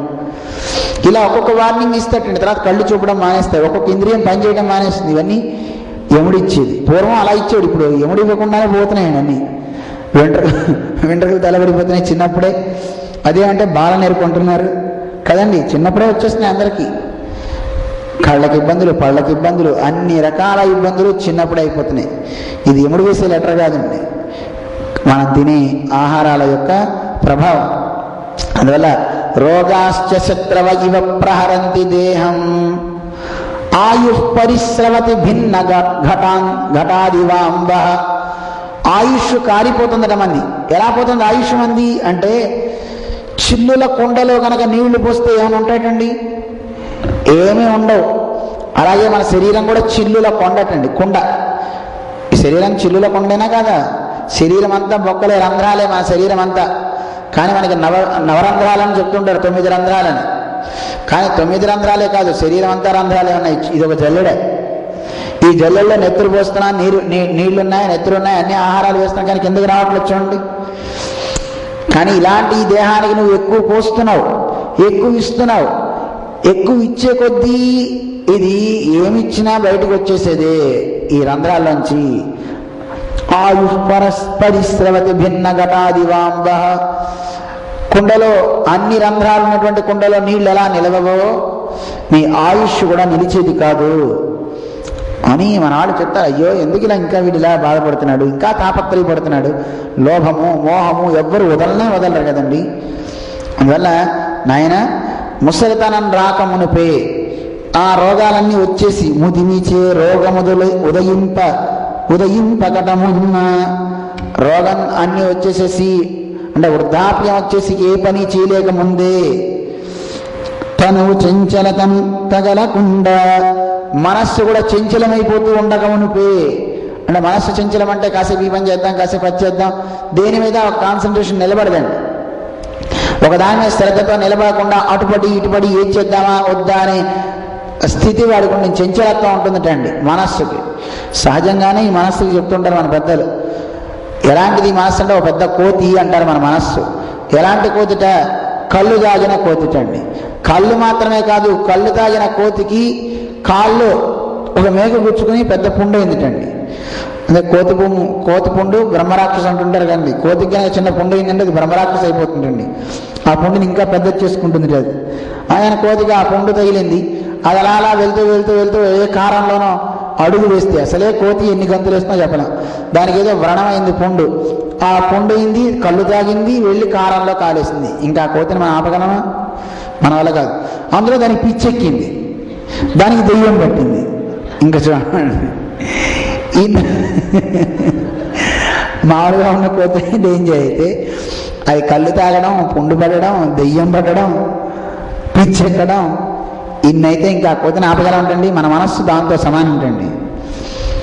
అసలు కుదురుగా ఒకదాని మీద ఉండదుటండి, కాన్సన్ట్రేషన్ ఏమి ఉండదుటండి, దానికి దేని మీద ధ్యాస పెట్టదుటండి. ఇలాంటి ఈ మనస్సు అందులో చంచలంగా ఉండక మునుపే నీ మాట, నీ మనస్సు, నీ శరీరం వినలా ఉండాలి. బుద్ధి సంచతల చేత పొదలక అటమున్న శ్లేష్మంబుగళమున చేరకుండా. మన కంఠంలో శ్లేష్మం వచ్చేసేసి భగవన్నామ స్మరణ చేద్దామనేసరికి శ్లేష్మం వచ్చేస్తూ చాలా కష్టమైపోతూ ఉంటుంది. చూడండి, మన కులశేఖరాల వాళ్ళు కూడా అంటుంటారు చూడండి, కంఠావరోధన విధౌ స్మరణం కుతస్తే. నీకు కంఠానికి అవరోధం అయిపోతూ ఈ శ్లేష్మం గారు, దగ్గు గారు వీళ్ళంతా వచ్చేస్తే నీకు ఎలా వస్తుంది? భగవన్నామని చెప్పాలంటే చెప్పగలుగుతావా? అమ్మో నాకు దగ్గు వస్తుందండి, డాక్టర్ గారు చెప్పొద్దన్నాడు, అమ్మో నాకు శ్లేష్మం వస్తుందండి. శ్లేష్మం అంటే ఊరికే వచ్చేస్తూ ఉంటుంది, నోట్ల నుంచి కళ్ళే పడుతూ ఉంటుంది కదండి. అలాంటి స్థితిలో వాడు ఆ ఫ్లమ్ వచ్చినప్పుడు ఏం చేయలేడండి వాడు. ఇలాంటివన్నీ రాకముందే శక్తియుక్తుల మది సన్నగిల్లకమున్నా, నీ శక్తి, నీకున్న బుద్ధి విశేషం ఇవన్నీ కూడా తరగక ముందే భక్తి భావనల చేత ప్రౌఢుడగుచు. వాడికి భక్తి భావం చక్కగా వాడికి ఉదయించినప్పుడే, అంటే చిన్నతనంలోనే చక్కగా భక్తి రావాలండి. ఎప్పుడో వృద్ధాప్యంలో వస్తే కాదండి. చాలామంది మన వైపు ఎందుకంటారో తెలియదు కానీ చిన్నప్పటి నుంచి బొట్టు పెట్టుకుని చేస్తున్నాడు అనుకోండి, వాళ్ళందరూ అంటారు, ఒరే నీకు ఇప్పటి నుంచి ఎందుకురా హరికథలు వినను, ముసలాళ్ళు వినాలి, ఇప్పటి నుంచి ఎందుకు అంటుంటారండి. ఇప్పటి నుంచి కాదు, చిన్న వయసు నుంచే రావాలి. మనకి వరాహస్వామి చరమ శ్లోకంలో చెప్తున్నారు. ఆయన ఒక మాట చెప్పారు, స్థితే మనసు సుస్వస్థే శరీరే సతియో నరః. ఎవరి శరీరం ఎవడి ఆధీనంలో ఉన్నప్పుడే, వాడి మనస్సు, వాడి శరీరము, వాడి ఇంద్రియాలు వాడి ఆధీనంలో ఉన్నప్పుడే ఎవడైతే నా గురించి చింతిస్తాడో, అంటే ఆయన్ని చింతించాలండి. యోమా ముకుంద నరసింహ జనార్దనేతి అని పరమాత్మ నరసింహస్వామి కూడా చెప్పారు. వాడి శరీరం ఆధీనంలో ఉన్నప్పుడే నా గురించి ఎవడు చింతిస్తాడో, అలాంటి వాడు చిట్టసిమరి సమయంలో, వాడు నా గురించి భగవన్నామని చెప్పలేని సమయంలో వాడి గురించి నేను స్మరిస్తా. అహం స్మరామి మద్భక్తం. ఎంత మాట చెప్పాయండి భగవంతుడు. అందుకే ఇప్పటి నుంచి రోజు మనం చెయ్యాలి. మన శరీరం మన ఆధీనంలో ఉన్నప్పుడే, మన ఇంద్రియాలని మన మాట విన్న సమయంలోనే దీన్ని కూర్చోబెట్టాలి. కాసేపు ఇది వినదు మాట, మన శరీరం వింటుందా? కూర్చుందా అంటే అటు ఎక్కడికో వెళ్ళాలి, అవి చూడాలి, ఇవి తినాలి అనిపిస్తూ ఉంటుంది. కానీ ఆపండి కాసేపు దాన్ని. ఒకటి మీరు గమనించండి, మొండి పిల్లవాడు ఉంటే వాడి మాట నెగ్గనీయకుండా తల్లిదండ్రులు చూడండి, నేను చెప్పింది చేస్తావా చేయని ఎలా బెదిరిస్తారో దీనికి కూడా చెప్పాలండి. ఇది గవగా తిను, అక్కడ లడ్డు కనపడుతుంది, తీసేసుకో అనుకో, ఆగు అని చేతిని వెనక్కి రాడు. నువ్వు చెప్పినప్పుడు తీయాలా, నేను తర్వాత తీస్తా అన్నప్పుడు ఆపండి కదండి. కోపం వచ్చింది, ఎవరన్నా తిట్టాలనుకుంటున్నాం, తిట్టాలనే మూమెంట్ రాగానే వెంటనే ఆగు. నీకు కోపం వచ్చినప్పుడు నేను ఎందుకు తిట్టాలి, కాసేపు ఆగి తిడతా. ఇలా దీన్ని పోస్ట్పోన్ చేసామనుకోండి, కొంచెం వీటికి ప్రాక్టీస్ అవుతుందని కొంచెం నిదానంగా లేవాలనిపిస్తుంది అనుకోండి, ఇప్పుడే ఎందుకు లేవాలి, నేను 5 నిమిషాలు ఆగిలేస్తాను. కానీ మంచి కార్యాలు చేసేటప్పుడు మాత్రం ఇలా చేయకండి. చాలామంది చెడ్డ కార్యాలు చేయడానికి మాత్రం ఇవి వాడండి. మంచి అంటే చెడ్డ కార్యాలంటే ఇప్పుడు ఎవరైనా తిట్టాలనిపించింది మనకి, వాడు ఎవడో మన ఏదో అన్నాడు, అది విన్నాం. అలాంటి వాడిని తిట్టాలనుకున్నప్పుడు మాత్రం కాసేపు ఆగండి. ఎందుకంటే వాడిని తిట్టడం ఎందుకు, మనం అనవసరంగా ఏదో రాయి వేస్తే మనమే చెందుతుంది అన్నట్టుగా ఎందుకు అలాంటి వాటి మీద మనం వేయకూడదు. కానీ ఎవరికైనా పెట్టాలన్నప్పుడు లేవాలనుకోండి, ఎవరో వచ్చి కొంచెం ప్రసాదం ఇవ్వండి అని వచ్చినప్పుడు లేవబోతు ఎందుకు లేవాలి, కూర్చో అన్నాం అనుకోండి, అది మంచిది కాదు, పాపం లేనిపోంది. అలా చేయకండి. లేనిపోంది ఉపదేశం అహోబిల స్వామి చేశారంటారు, దేవుడు రాసుకుంటాడు. అహోబిల స్వామి ప్రవచనం వల్ల రాంగ్ మిస్టేక్ అని. అందుకే మీరు అలా అనుకోకండి, నేను చెప్పింది అర్థమవుతుంది కదా. మంచికి ఎప్పుడు తొందర చేయాలండి. చూడండి, ఆలస్యం అమృతం విషం అంటుంటారు, నిదానమే ప్రధానం అంటారు. నిదానమే ప్రధానం అని ఈ మాట ఒకటి బాగా తెలిసిపోయిందట. తెలిసిపోయి ఎవరో వచ్చి, అయ్యా నాకు గుక్కెడు నీళ్ళు ఇవ్వయా, నాకు గుండె ఆగిపోతుందయా, చచ్చిపోతున్నానయ్యా అంటే నిదానమే ప్రధానం అంటూ ఆ గ్లాసుని తీసుకొని తుడిచి ఆ కొండ పక్కకి ఇలా పెట్టి ఆ నీళ్లు ఇలా తీసుకుని నిదానంగా అడుగులు వేసుకుని వచ్చేసరికి వాడు తాగడానికి లేటండి, వాడు అక్కడ ప్రాణం పోయింది. అంటే అక్కడ నిదానమే ప్రధానం కాదండి. కొన్ని చోట్ల ఆలస్యం అమృతం విషయం అది తెలుసుకోవాలి కదండి. వాడు పోయిన తర్వాత యమభటులు తీసుకెళ్ళేటండి. తీసుకెళ్ళి ఎందుకు చేశారా అంటే, మీరే కదండి శాస్త్రం చెప్తుంది నిదానమే ప్రధానం అని. ఒరే, ఆలస్యం అమృతం విషయం అని కూడా చెప్పింది కదా శాస్త్రం, రెండు చెప్తుందండి. నువ్వు చెడు చేయాలన్నప్పుడు నిదానం ఆలోచించుకో, అమ్మో ఇది చేయటం వల్ల ఏమైనా ప్రమాదం అవుతుందేమో, అక్కడ నువ్వు నిదానం అయిపో. మంచి చేయాలనుకున్నప్పుడు ఆలస్యం చేయకు, వెంటనే చేసి ఇచ్చేయండి. కానీ మనం అంతా రివర్స్ అండి. ఎవరైనా వచ్చి దానం అడిగారు అనుకోండి, గుళ్ళో పూజకుందండి, ఇప్పుడు జీరాశ్రమం డెవలప్ చేస్తున్నాం, మీరు ఏమైనా చక్కగా ఒక బిల్డింగ్కో కుటీరానికి ఏమైనా ఇస్తారా అనగానే అక్కడ నిదానమే ప్రదానం చేస్తామండి. రేపు ఇద్దాం అంటామండి, మాట్లాడదాం చూద్దాం అంటాం. కానీ మిగతా వాటికో చేయకూడని వాటికి తొందర చేసిస్తామండి కదా. అందువల్ల చేయాల్సిన కార్యాలకి ఆలోచించకుండా ముందు చెయ్యి, మంచి కార్యాలకి. చెడు కార్యాలకు ఆలోచించాలి, ఆలోచించకూడదండి అసలు. దాన్ని అసలు చించద్దు, అసలు ఏది దాన్ని చించి అవతల పారేసేయాలి కదండి. మంచికి ముందు ఉండాలి, చెడుకి వెనక్కూడా ఉండకూడదండి. నేను చెప్తుంటే అందరూ ఇది చూశారు. ఇప్పుడు మంచికి ముందు ఉండాలనగానే చెడుకి ఎక్కడ ఉండాలనగానే అందరూ వెనకాతలు అంటున్నారు. వెనక్కి కూడా ఉండకూడదండి చెడుకి. ఎక్కడున్నా మనకి మంచిది కాదండి. అందుకే ఆ పొలిమేరల్లో ఉండకూడదండి చెడుకి. మంచి అని తెలియగానే దాన్ని చేయడానికి సాహసంగా ముందుకు రావాలి, చక్కగా ధర్మం చేయగలగాలి. ఈరోజు ఎవరు ఆయన రామదేవ్ గారి ఇంటికి వెళ్ళాం, వారి గృహానికి వెళ్ళినప్పుడు మంచి కార్యక్రమం ఏదైనా ఉంటే చెప్పండి, మేము చేస్తామని డాక్టర్ గారు, మీ పేరమ్మా సరిత గారు, వాళ్ళు అన్నారు. సరే ఇట్లా సహస్రకుండాత్మగా జరుగుతుంది అని చెప్పగానే మా వంతు ఏదన్నా మాకు ఇస్తే మేము చేస్తాం అన్నారు. ఏమంటారంటే ఏదైనా పెద్దది అన్నారు. సరే 1100 కుండాలు ఉంటాయి కనుక కుండాల్లో మరి యజ్ఞం చేసుకోవడానికి నెయ్యి లాంటిది ఏమైనా చేయగలరా? ఎంత నెయ్యి అయినా పర్వాలేదు, మేము ఇచ్చేస్తాం, 50,000 కేజీ నెయ్యి కావాలి. దానికి వాళ్ళు ఆలోచించలే. మేము అడిగాం, సరిగ్గా వింటున్నారా, 50 కేజీలు కాదు 50,000 కేజీలు అయినా పర్వాలేదండి అని దంపతులు ఇద్దరు ఆలోచించకుండా చక్కగా చేస్తామని ముందుకు వచ్చారంటే మంచి కార్యాలకి ఎంతో కొంత ఏం చేస్తానే తర్వాత విషయం, ముందుకు రాగలగాలి కదండి. వచ్చి చక్కగా మేము చేస్తామని నిలబడగలగాలి. అందువల్ల మంచికి ఎప్పుడు ముందుండాలి. అందువల్ల మన వయస్సు, మన శరీరం, మన మాట వినే సమయంలోనే భగవత్ చింతన రతుల మనం అయితే అప్పుడు మనం చక్కగా తరిస్తాం. అదే ఇక్కడ చెప్తున్నారు, భక్తి భావన చేత ప్రౌఢుడగుడుచు దైత్య భంజన దివ్య పాదారవింద భజన నిజ భక్తి భావన ప్రాజ్ఞుడగుచు. రాక్షసులందరినీ సంహరించేటువంటి మహానుభావుడు పరమాత్మ.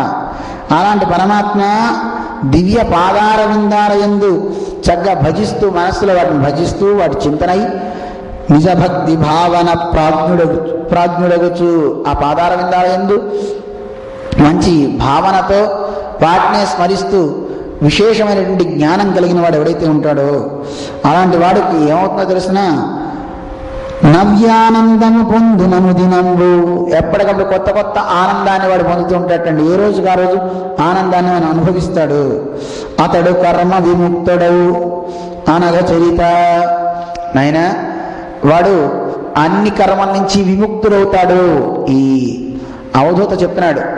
మంచి విషయం చెప్పన్నావుగా, చెప్తున్నా విను. పరస్త్రీ ఎందు కామం లేకుండా ఉండాలి, పరధనాన్ని అపహరించకుండా ఉండాలి. అంటే వీటి ఎందు నిష్ఠ వాడికి లేకుండా ఉండాలి. చెడ్డ మాటలు మాట్లాడకూడదు, ఎప్పుడు మంచిని మాట్లాడాలి, భగవద్భక్తుల్ని దూషించకూడదు. అలా ఎవరైతే ఉంటారో అలాంటి వాడికి భగవంతుని యొక్క అనుగ్రహం కలుగుతుంది. అయితే అవి కేవలం ఈ సుగుణాలు ఉండటంతో పాటు ఇంకోటి కావాలని చెప్తున్నాడు ఆయన. పరమాత్మ యొక్క శ్రీపాదాలని సతతము మనస్సులో స్మరించాలి, ఎప్పుడు మనస్సులో ఉంచుకోవాలి. అలాంటి నిజభక్తి యుతుడు ఎవడైతే ఉంటాడో అలాంటి వాడికి నిత్యము కూడా నవ్యానందము, ఎప్పుడు నవ్యం, ఎప్పటికప్పుడు కొత్త కొత్త ఆనందాన్ని, అంటే ఎలాంటి ఆనందం, బ్రహ్మానందాన్ని వాడు, ఆ పరమాత్మ యొక్క ఆనందాన్ని వాడు అనుభవించగలుగుతాడు. వాడు కర్మ విముక్తుడవుతాడు, వాడికి ఏ కర్మ అంటదు. ఇంకా చెప్తున్నాడు, విను, నీకు ఇంకా ఉపదేశిస్తాను రాజా. అని యదువు చెప్తున్నాడని కృష్ణుడు ఉద్ధవుడితో చెప్తాడు ఈ విషయాలన్నీ. ఉద్ధవ, నువ్వు అడుగుతున్నావు కనుక ఈ యదు అవధూత సంవాదం నీకు చెప్తా విను అని చెప్తున్నాడు. ఈ అవధూత ఇప్పుడు చాలా మహానుభావులు అన్నింటినీ సర్వసంగ పరిత్యాగులు అంటారు కదండి, అన్నీ వదిలిన వాళ్ళు. అన్నీ వదలడం అంటే కేవలం ఫిజికల్గా వదలటం కాదండి, నేను ఈ పుస్తకాన్ని వదిలేశాను అని వదలటం కాదండి. ఏమిటి వదలటం అంటే మనస్సుతో వదలాలి. దేంతో వదలాలి? మనస్సుతో. మనం కూడా అందరం వదిలేస్తుంటాం చూడండి. ఒక ఇంటి దగ్గర చూసాం, ఒక ఇంటికి వెళ్ళినప్పుడు ఒక మామిడి పండు, ఒక భక్తులందరూ ఉంటారు కానీ వాడికి మామిడి పండు ఇస్తుంటే వాడు స్వారీ సమయం తినకూడదండి. మామిడి పండు ఇంకా తినకూడదమ్మా అంటే కాశీలో వదిలేశానండి. కాశీలో వదిలేశారు. సరే అని ఇంకో వాడికి ఇస్తుంటే అమ్మ నాకు వద్దు, నాకు అరటిపండు కావాలన్నాడండి వాడు. వెంటనే ఆవిడ అంది, రే మామిడి పండు ఎంత బాగుంటుందో తెలిసినారా, వద్దంటావేంటి, చక్కగా నోటితో బాగా తీసుకుంటుంటే ఎంత రుచిగా ఉంటుందో. మా చిన్నప్పుడు మేము తినేవాళ్ళం అండి, అసలు ఆ రుచి అమోఘం అండి. అంటే వదలటం ఫిజికల్గా వదిలింది కానీ మానసికంగా వదల, మెంటల్గా ఆవిడ కదండి. ఆ సంఘం కూడా ఉండకూడదటండి. మానసికమైనటువంటి సంఘం కూడా దానికి కూడి ఉండద్దు. దాన్ని వదులుతున్న మనం కూడా అన్నిటినీ, కాఫీ తాగద్దు, ఏకాదశి ఉపవాసం అన్నీ చేస్తాం. కానీ అదే ఏకాదశి రోజు ఎవడన్నా ప్రసాదం తింటున్నాడు అనుకోండి, వాడికి మనం చెప్తాం, అరే దాంట్లో మజ్జిగ పోసుకోరా, చాలా బాగుంటుందిరా, దీంట్లో అది వేసుకోరా, ఇది వేసుకోరా అని మనమే చెప్తాం. అంటే ఇలా చెప్తున్నా అంటే కారణం ఏంటి అంటే నీకు దాని మీద రుచి, నీకు ఇంకా పోల రుచి ఉంది. వదలాలి అనుకున్నప్పుడు నీకు దాని మీద సంఘం ఉండద్దు. అక్కడ సర్వసంగ పరిత్యాగులు గనక ఆ మహానుభావులు అన్నిటినీ ఎలా వదలాలో చెప్తున్నారండి. అన్నిటితో నువ్వు మెలుగుతూ నువ్వు ఎలా ఉండాలో చెప్తున్నారు. దారలయందు పుత్రధన ధాన్యములందు అనేక భంగులం కూరిమిసేయు మర్త్యుడు అతి ఘోర వియోగజ దుఃఖమగ్నుడై నెరపు దక్కి చిక్కువడి నీతి వివేక విహీనుడై మనోభారముతో కపోతపతి భంగి నిజభంగపోవు నష్టమై. ఎవరైతే గనక భార్య పిల్లలయందు ధనధాన్యాలయందు అమితమైన మమకారాన్ని పెంచుకుంటాడో, ఆ మమకారం పెంచేసుకుని ఇది లేకపోతే నేను ఉండలేననే స్థితికి వెళ్ళిపోతాడో, అలా వెళ్ళిన వాడు అది గనక ఒకసారి దూరం అయితే వీడేమవుతాడో తెలుసునా? దేని మీదన్నా మనం ఒక దాని మీద బాగా మమకారం పెంచుకున్నాం అనుకోండి, ఆ మమకారం పెంచుకున్న వస్తువు కనుక దూరం అయితే ఈ మనిషి కూడా పోతాటండి. అంటే అంత ప్రేమ బాగా అతిగా పెంచేసుకుంటే, అది పెంచుకోవాల్సిన ఆయన మీద పెంచుకుంటే పోతే మనం అక్కడికే పోతామండి కదండి. భార్య, భర్త, పిల్లలు, తర్వాత ఈ లోకంలో ఉండే వస్తువులు, వీటి మీద బాగా మమకారం పెంచేసుకున్నాం అనుకోండి, అలా పెంచుకుంటే మనిషికి చాలా ఇబ్బందులండి. అయితే విచిత్రం ఏంటంటే ఈ రోజుల్లో భార్య పిల్లల మీద కూడా ఎవరికి, మీలాంటి వాళ్ళకి కొంతమందికి ఉండొచ్చు కానీ అందరికీ అంత లేదండి. అమితమైన ప్రాణం దేని మీద ఉందో తెలుసునండి? బంగారం. అమ్మా నీ భర్తను ఎత్తుపోతున్నారమ్మా అంటే, భర్తను ఎత్తుపోయారు కానీ ఆ ఎత్తుపోయి ఆయన చేతుకున్న ఉంగరాలను ఆభరణాలు ఇచ్చేయండి అందులో ఒక ఆవిడ.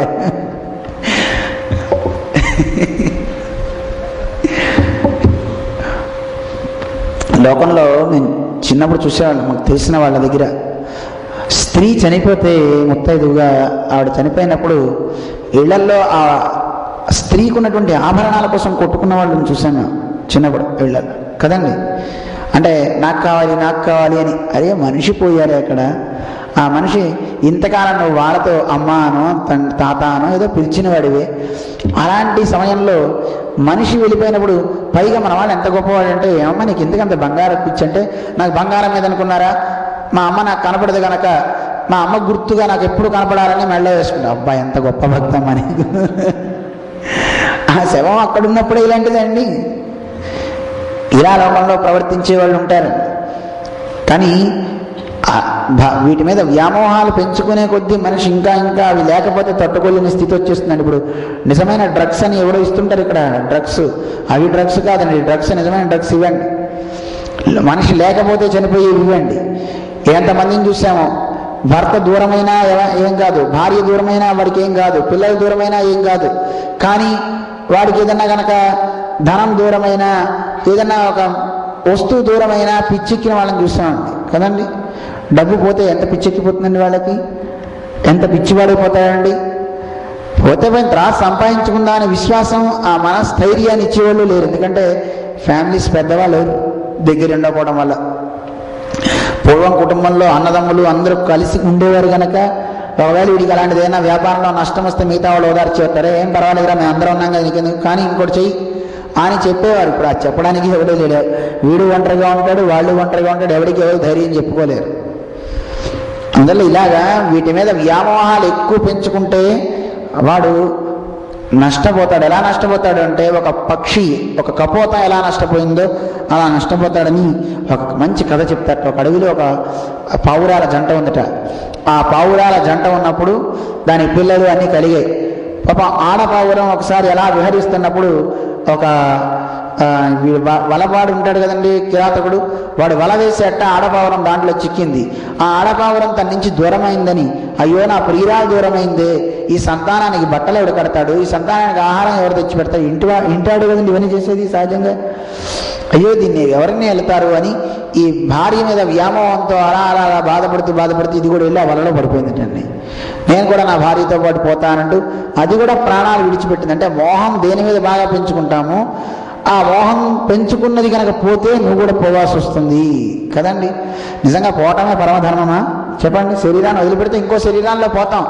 మనం ఒకటి గుర్తుపెట్టుకోవాలి, శరీరం పోతుంది అంటే మనిషి ఈ శరీరాన్ని వదిలేస్తున్నాడు. మనకి ఈ రూపంతో కనపడకపోవచ్చు, వాడు ఇంకో శరీరంలోకి పోతున్నాడు శరీరాన్ని వదిలేక.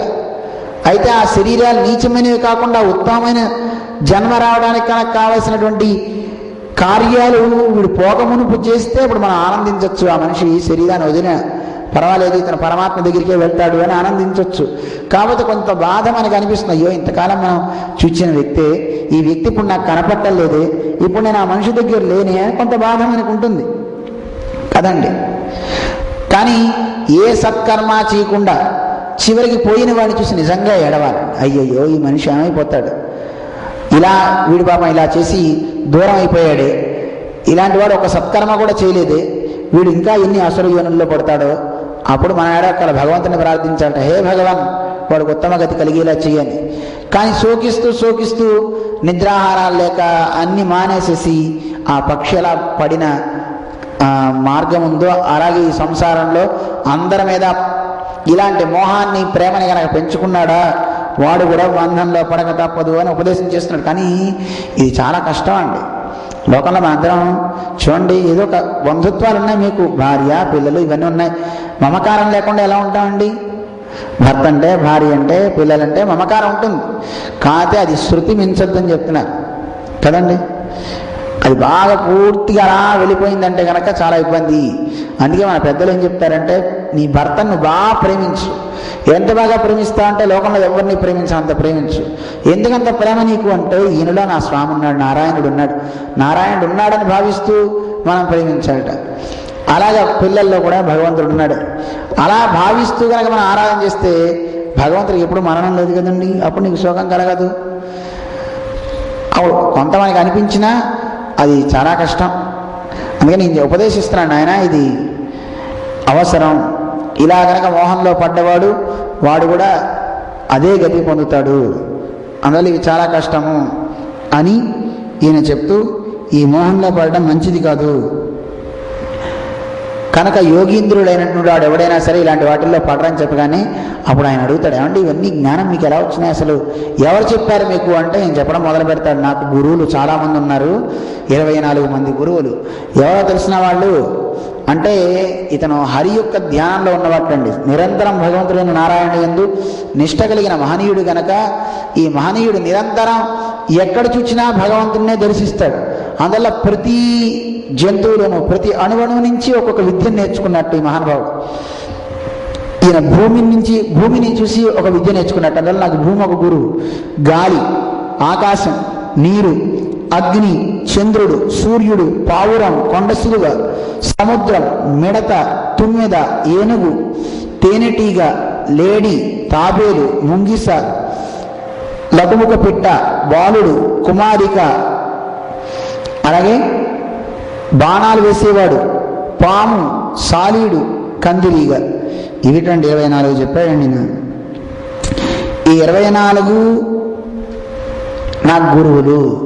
వీళ్ళ నుంచి నేను గొప్ప విద్యను నేర్చుకున్నాను. ఎలా నేర్చుకున్నావయ్యా, ఏం నేర్చుకున్నావు అంటే మనకి చక్కగా అందంగా అందిస్తారు మన పెద్దలు. భూమి నుంచి మనం కూడా ఒక విద్య నేర్చుకోవచ్చండి.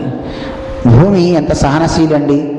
మనం ఎంత తవ్వేస్తున్నాం, ఆయన తవ్వేసేసి ఆవిడ భూమి తను కూడా ఒక శక్తి ఉంది కదండి. భూమికి ప్రాణం ఉందా లేదా? ప్రాణం ఉందండి. లేకపోతే కనుక దాంట్లో వేసిన మొక్క పైకి ఎలా వస్తుందండి? ఏ గింజ వేస్తే ఆ గింజ చాలా పెరుగుతుంది, ఎదుగుదలను ఇస్తుందంటే భూమికి, మట్టికి శక్తి ఉంది కదండి. ఆ మట్టిలో నీరు మనం పోస్తుంటే అది పీల్చుకుంటుంది, మళ్ళీ ఆ నీరుని మళ్ళీ ఊరుస్తుంది, పైకి అందిస్తుంది. అంటే లోపల దానికి ఏదో శక్తి ఉంది. దానికి కూడా ఒక జీవుడు ఆశ్రయించి ఉన్నాడు. భూమాత అని మనం పిలుస్తున్నాం, జీవ విశేషం ఉంది. అటువంటి ఆ భూమాత చూడండి, లోకంలో అందరూ తన కోసం, తన మీద జీవిస్తున్నారనే ఉద్దేశంతో ఎంతమంది భూమిని దున్నుతున్నా ఏం పాపం ఆ బాధను అనుభవిస్తుంది తప్ప ఏం మాట్లాడదు. భూమిని అవసరమైనంత వరకు కాకుండా భూమిని ఇంకా ఇంకా తవ్వేసినా ఏమంటలేదు పాపం. భూమిలో అనేక రకాలైన పాడు పనులు చేసి అందులో ఉన్నటువంటి వాటన్నిటిని తీసేస్తున్నారు. ఆయుష్ తీసేస్తున్నారు, బంగారం తీసేస్తున్నారు, మరీ దోచేస్తున్నాం కదండి. తల్లి దగ్గరికి వెళ్ళి పాలు తాగాల్సింది పోయి పాలతో పాటు నెత్తురు తాగుతున్నట్టుగా ఇప్పుడు మన ప్రపంచం తయారైందండి. అమ్మ స్తన్యాన్ని శిశువు పాలు మాత్రం తాగడానికి వాడితే తల్లి ఆరోగ్యంగా ఉంటుంది. కానీ అదే పనిగా ఇంకా ఇంకా తాగుతూ నెత్తురు కూడా పిలిచేసి తల్లే ఉండకపోతే వీడియం తాగుతూ ఉంటారు పొద్దున్న. ఇప్పుడు మనం ప్రస్తుతానికి మనం భూమిని అలా పాడు చేసేసుకుంటున్నాం. భూమిలో ఉండే ఖనిజాలని అన్నిటిని తీసేస్తున్నాం. తీసేస్తే ఇక భూమి ఎలా నిలబడుతుంది? ఇదంతా మనం కావాలని పరమాత్మ చేయించేవేమో అనిపిస్తాయి ఇవన్నీ. ఈ సృష్టి మొత్తం తొందరగా పోవడానికి అందరికీ పుర్రకు బుద్ధి పుడుతుంది. బుద్ధి పుట్టినవాడు చేసేటువంటి ఆ హేయమైన కార్యాలకి మన జాతి మనమే నాశనం చేసుకుంటున్నాం.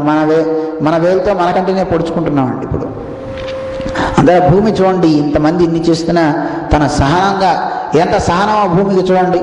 ఈ లోకంలో మనిషి కూడా సంచరించేటప్పుడు ఎందరో ఎన్నో హింసిస్తూ ఉంటారు, ఎన్నో రకాలుగా బాధిస్తూ ఉంటారు. కానీ అలా బాధించినా మన మనస్సు ఏ రకంగా వాటికి లొంగక పరమాత్మ యందు నిష్టగా ఉండాలి. నేను చేసేటువంటి నా దైవం మీద నిష్టని ఇంకా పెంచుకోవాలి అనే ఒక అధ్యవసాయం ఆ భూమిని చూస్తే నాకు కనపడుతుంది. అయితే ఆ భూమి కూడా దేనికోసం ఉంటుంది? పరుల కోసం. పరుల కోసం అందరూ లోకంలో తన మీద ఆధారపడ్డవాడంతా బాగుండడం కోసం తను శ్రమిస్తుంది కదండి. అలాగే ఈ జాతి అంతా బాగుపడాలి అని దాని మొత్తానికి సందేశాన్ని ఇవ్వడం కోసం చూడండి, భూమి వలె సహనశీలత్వాన్ని తాను పొంది అందరికీ జాతికి ఉపదేశాన్ని చక్కగా చేసే వాళ్ళంగా కావాలి. ఒక సన్యాసి నదిలో స్నానం చేస్తున్నట్ట, నదిలో స్నానం చేస్తూ ఉంటే ఒడ్డున బయట బట్టలు ఉతుకుతున్నారు కొంతమంది చాకల వాళ్ళు. స్నానం చేసి సూర్యుడికి అర్ఘ్యప్రదానం ఇస్తుంటే చేతిలోకి ఒక జర్రి వచ్చింది, చిన్న జర్రి, నీళ్ళల్లో కొట్టుకుపోతూ వచ్చే జర్రి. ఆ జర్రి నుంచి ఒకసారి వదిలేసేట. అది గిలగిల కొట్టుకుంటుంది, అయ్యో చచ్చిపోతుందని దాన్ని తీస్తున్నట్ట, అది కుట్టిందిటండి, మళ్ళీ వదిలేట, మళ్ళీ దాన్ని తీస్తున్నట్ట, మళ్ళీ కుట్టిందిట, మళ్ళీ వదిలేట. ఈ చూసేట ఒడ్డునున్నవాడు, ఏమయ్యా నీకేం పని లేదా, చక్కగా స్నానం చేసి వచ్చేకి ఎందుకు ఆ పని నీకు, పాపం జర్రండి చచ్చిపోతుందండి, నీళ్ళకి వెళ్ళిపోతుందండి అని ఇలా పట్టుకుంటున్నాడు, అది కరుస్తుంది, మళ్ళీ వదిలేస్తున్నాడు. అందరూ అన్నట్టు జర్రి కుడుతుందో లేదు తెలీదా నీకు, దాని స్వభావమే అంతగా, దాని సహజ స్వభావం అన్నట్టండి. సహజ స్వభావాన్ని అది ఎలా వదులుకోదో మరి యోగులైన వాళ్ళు వాళ్ళ సహజ స్వభావాన్ని ఎలా వదులుకుంటారండి? అంటే ఆపదలో ఉన్నది అది కరుస్తుందని తెలిసినా వీడు రక్షించడం అనే ఒక ధర్మం వీడికి మొదటి నుంచి యోగులైన పెద్దలకు ఉంటుంది కనుక, మనస్సులో అది స్థాపించుకుపోయి ఉంటుంది కనుక అది ఏం చేసినా అపకారం చేసినవాడు ఆగట్టండి, సహించి దాన్ని బయటపడేస్తారటండి. చూడండి, దాని సహజ స్వభావం క్రూరత్వం అని మీకు తెలుసును, అది ఎలా అయితే వదలదో మరి ముని కదండి తను. ఈ ముని మహానుభావుడు అన్నిటి మీద దయ చూపేటి వ్యక్తి కనుక ఇతని స్వభావాన్ని ఎలా మార్చుకుంటాడు? దాని స్వభావం ఎలా మారదో ఈయన స్వభావం మారదుటండి. మనకు ఉదాహరణగా చెప్తూ ఉంటారు, అది కుట్టినా పర్వాలేదంటే తీసి దాన్ని రక్షించట మహానుభావుడు. అందువల్ల పెద్దలైనటువంటి వాళ్ళు, మహానుభావులైనటువంటి వాళ్ళు ఈ గుణాన్ని భూమి నుంచి ఆదర్శంగా తీసుకుంటారట. భూమికి ఈ గుణం ఉందిటండి. అందువల్ల భూమిలాగా ఈయన, అలాగే గాలి నుంచి నేను కొంత విద్యను నేర్చుకున్నా. గాలి చూడండి అంతటా వీస్తూ ఉంటుంది, వీచి ఎక్కడైనా సుగంధం మంచి పరిమళం ఉంటే ఆ పరిమళాన్ని తీసుకుని మిగతా చోటకి తీసుకెళ్ళి అక్కడికి అందిస్తూ ఉంటుంది. యథాసం పుష్పితస్య దూరాత్ గంధో వహతి అని మనకి వేదం చెప్తూ ఉంటుంది. ఒక చోట ఎక్కడో ఉన్నటువంటి పుష్పాలన్నీ ఉంటే ఆ పుష్పాల యొక్క ఆ సౌందర్యాన్ని అలా తీసుకుని వెళ్ళిపోయి ఆ సువాసన తనతో, అంటే తన కావాలని అతను తీసుకెళ్ళదు, ఎక్కడైనా ఏదైనా ఉంటే దాన్ని అన్నింటినీ గాలి వెళ్తూ ఆ సువాసన ఎంత దూరం వస్తే అంత దూరం తీసుకుపోతుంది. అలాగే దుర్వాసనను కూడా తీసుకుపోతుంది. ఒకటి గుర్తించాలి ఇక్కడ. దుర్వాసన సువాసన రెండు తనకి అక్కడ తనతో పాటు వస్తున్నా ఆ గాలి యొక్క స్వభావం అది మార్చుకోదండి. అంటే గాలికి అవి అంటున్నాయి. గాలికి ఎంతవరకు రావాలో అంతవరకు వచ్చి ఆగిపోతాయి, మళ్ళీ గాలి మామూలుగానే ఉంటుంది. అంటే గాలి వేటిని అంటించుకోదు. అలాగే జీవుడు కూడా లోకంలో సంచరించేటప్పుడు అనేక మంది వ్యక్తులు అతని తారసపడుతూ ఉంటారు. అందువల్ల అతనికి వచ్చేటటువంటి ఏవైతే ఉంటాయో ఇబ్బందులు వాటిని అతను గ్రహించడు. ఆత్మకు అంటవు. ఒక సద్భక్తుడు రావచ్చు, ఒక నీచుడు కలవచ్చు, ఎక్కడైనా సంచరించేటప్పుడు అలా ఆత్మకు కూడా ఏ దోషాలు అంటవు అని గుర్తించాలి. అందువల్ల దాని నుంచి నేను అది నేర్చుకున్నాను. అలాగే ఆకాశం నుంచి ఒక విద్య నేర్చుకున్నట్టండి. ఆకాశం అంటే పరమాత్మ కదండి, అంతటా ఉండేది ఆకాశం. అంతటా ఉంటుంది. అది చిన్న పరిణామంలో కూడా అందులో కూడా ఉంటుంటుంది. ఆకాశం చాలా మనకి ఒక్కొక్కటి ఒక్కొక్క తత్వం. పంచభూతాలని చాలా అందంగా ఇతను ప్రజెంట్ చేస్తాడు. ఇతను పంచభూతాల నుంచి ఒక్కొక్కటి చక్కగా ఆకాశంలో ఏది ఎక్కడున్నా ఆ ఉన్నటువంటి వాటి దోషాలను ఎలా అంటించుకోదు. అంటే ఆత్మకే ఇది కూడా అలాగే చెప్తారు. ఆత్మకు కూడా ఏమి అంటవు దోషాలు. నీరు కూడా ఇంతే చెప్తారండి. నీటిలో ఎన్నో కాలుష్యాలు మనం కలుపుతూ ఉంటాం. కలిపిన నీటికి ఏ గుణం అంటదండి. ప్రవహించే నీటికి దోషం లేదంటుంటారు చూడండి. ప్రవాహంలో వెళ్ళే నీళ్ళల్లో నిజానికి డ్రైనేజీలు కలపకూడదు. ఇప్పుడు అందరూ పెట్టేస్తారు, పైపులన్నీ అక్కడే పెట్టేస్తున్నారు ప్రవహించే నదుల్లో. అవి కలుషితం అవ్వకూడదు, మంచిది కాదు. కానీ అవి కలుషితం మనం కలిపినా వాటికి అవి అంటవుటండి. నీరు తన సహజ స్వభావాన్ని అవి కూడా మార్చుకోవడం చక్కగా వాళ్ళు వెళ్తూ ఎవరు తాగుతాడో వాడికి తాగిన వాడికి ప్రాణాలని నిలబెడుతుంది తీర్థం నీరు. అలాగా ప్రతివాడు అంటే పరోపకారం కోసం లోకంలో ఈ ప్రకృతి అంతా ఎలా ఉంటుందో జీవుడు కూడా పరులకు ఉపకారం అవ్వాలి. కానీ లోకంలో అన్ని మనిషికి ఉపయోగపడతాడు, కానీ మానవుడు ఒక్కడే ఉపయోగపడేటండి. జంతువు పోతే ఆ తోలు తీస్తే చక్కగా వాయిద్య విశేషానికి మనకు ఉపయోగపడుతున్నాయి కదండి. పశువు యొక్క కొమ్ములు తీసేస్తే ఆ కొమ్ములు దువ్వెన కింద వాడుకుంటున్నారు కదండి. ఇలా ఇన్ని వాడుకుంటున్నాం మనం. జింక కానీ ఏది కానీ చనిపోతే వాడి చర్మాన్ని దూరం కట్టుకునేవాటండి చక్కగా. ఇప్పుడు ఆసనం వేసుకుని కూర్చుని జపం చేసుకునేవాళ్ళు, సాధన చేసేవాళ్ళు చేస్తున్నారు. పులి చర్మం కూడా, అక్కడ క్రూరమైన జంతువు పులి చర్మం కూడా వాడుతున్నారు. కానీ మానవ దేహాన్ని ఎవడన్నా వేసి కూర్చుని జపం చేసేవాడు ఉన్నట్టండి ఎవడన్నా? మానవ దేహాన్ని కనీసం ఒక మృదంగానికో డబ్బుకో పెట్టి కొట్టినా మోగదుటండి. ఒకవేళ మోగితే ఏం మోగుతుందో తెలిసినాడండి, డబ్బు డబ్బు డబ్బు డబ్బు అంటుందండి. ఆయన వాయిస్తున్నారు చూడండి రోజు తాతయ్యి తక్కతయ్యి అని వాయిస్తే చక్కగా వాయిస్తండి. కానీ అవి మనిషిని కనుక పెట్టామంటే ఇదే వాయిస్తాయండి. అందుకే నేను డబ్బు అంటుందండి, నాకు డబ్బు అంటుందండి. అందుకే దాన్ని ఎవడు కట్టుకోటండి, దాన్ని కట్టుకోడు వేసుకోడు. ఎందుకంటే అలా వాయిస్తే విన్నవాడు కొట్టినవాడు కూడా పోతాటండి. అందుకే దేనికి పనికిరాదండి మానవ దేహం. కనీసం వాడి ఎందుకండి బాగుండదు. అందువల్ల వాడు ఎవరికి పనికిరాడు. అందువల్ల అందరికి ఉపకారానికే నువ్వు ఉండాలి. పరోపకారాయ ఫలంతి వృక్షాః. పరువులకు ఉపకారం చేయడం కోసం వృక్షాలు ఫలిస్తున్నాయి. పరోపకారాయ వహంతి నద్యః. పరోపకారం కోసమే నీరంతా ప్రవహిస్తున్నాయి చూడండి. మరి అన్నీ ఇలా చేస్తున్నప్పుడు మనం ఎందుకు అవ్వకూడదండి పరోపకారం కోసం? పరులకు ఉపకారం కనీసం పరుల దాకా వద్దు, మన దగ్గర ఉన్నవాడికి, మన ఎదురింటి వాడికి, మన పక్కింటి వాడికి కనీసం ఒక మాట సహాయం అన్నా చేయని స్థితి ఎందుకండి మనకి? అలాంటి స్థితి మనకి కావాలి. అందుకే ఈయన అన్నీ తీసుకున్నట్టండి. అగ్నిని కూడా తీసుకున్నాడు ఈయన. అగ్ని అన్నిటినీ దహించేస్తుంది. మంచి వాటిని దహిస్తుంది, చెడ్డ వాటిని దహిస్తుంది. అన్నిటినీ దహించినా ఏ దోషం దానికి అంటదటండి కదండి. అలాగా నేను కూడా లోకంలో నాకు ఎవరన్నా భిక్షకు వెళ్ళినప్పుడు మంచివాడు పెడతాడు, ఒకవాడు ఏదైనా ఆహారం ఇవ్వచ్చు. ఎవరిచ్చినా దాన్ని యోగి కాదనకూడదు, స్వీకరించాలి. స్వీకరించిన ఆహారగతమైన దోషం వాడికి అంటదు. ఎందుకంటే తినేటప్పుడు కృష్ణార్పణం తీసుకుంటారు కదండి, ఆ తీసుకునే ఆ ప్రసాదంలో దోషం వాడికి అంటదు కనుక ఆ దోషం ఉండదు. అంటే ఎక్కడికైనా వెళ్ళినప్పుడు అన్నిటినీ ఆ యోగి లేని వాళ్ళకి ఇచ్చినప్పుడు ఏది ఇచ్చినా వాడు తీసుకుంటాటండి. ఎవరన్నా నియంత్రిస్తే అలాగే కూర్చోవాలటండి.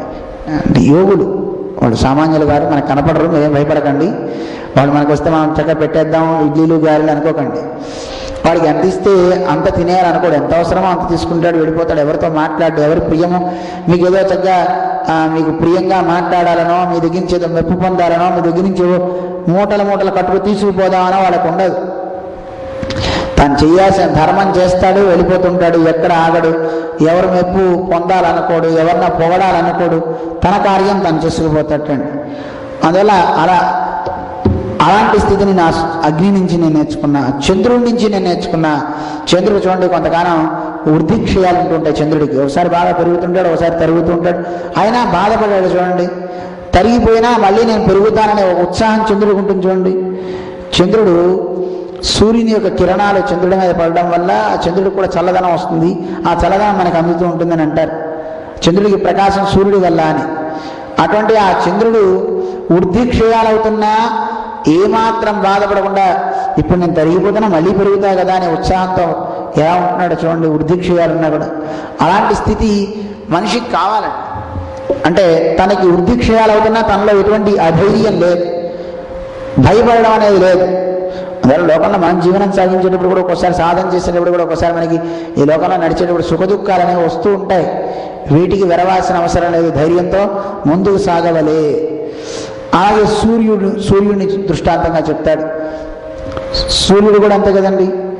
ఆ సూర్య కిరణాల చేత ఆయన కిరణాలు ఒక్కొక్క దాని మీద పడుతుంటాయి. ఒకసారి మంచినీటి మీద పడుతుంది, ఒక చోట మురికి నీళ్ళ మీద పడవచ్చు, ఒక్కో దాని మీద పడవచ్చు.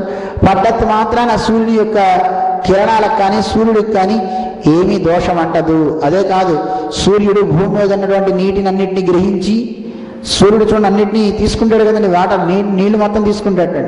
తీసుకుని ఏం చేస్తాడు, మళ్ళీ ఆయనే వర్ష రూపంలో మనకి అందించేవాడు సూర్యుడు.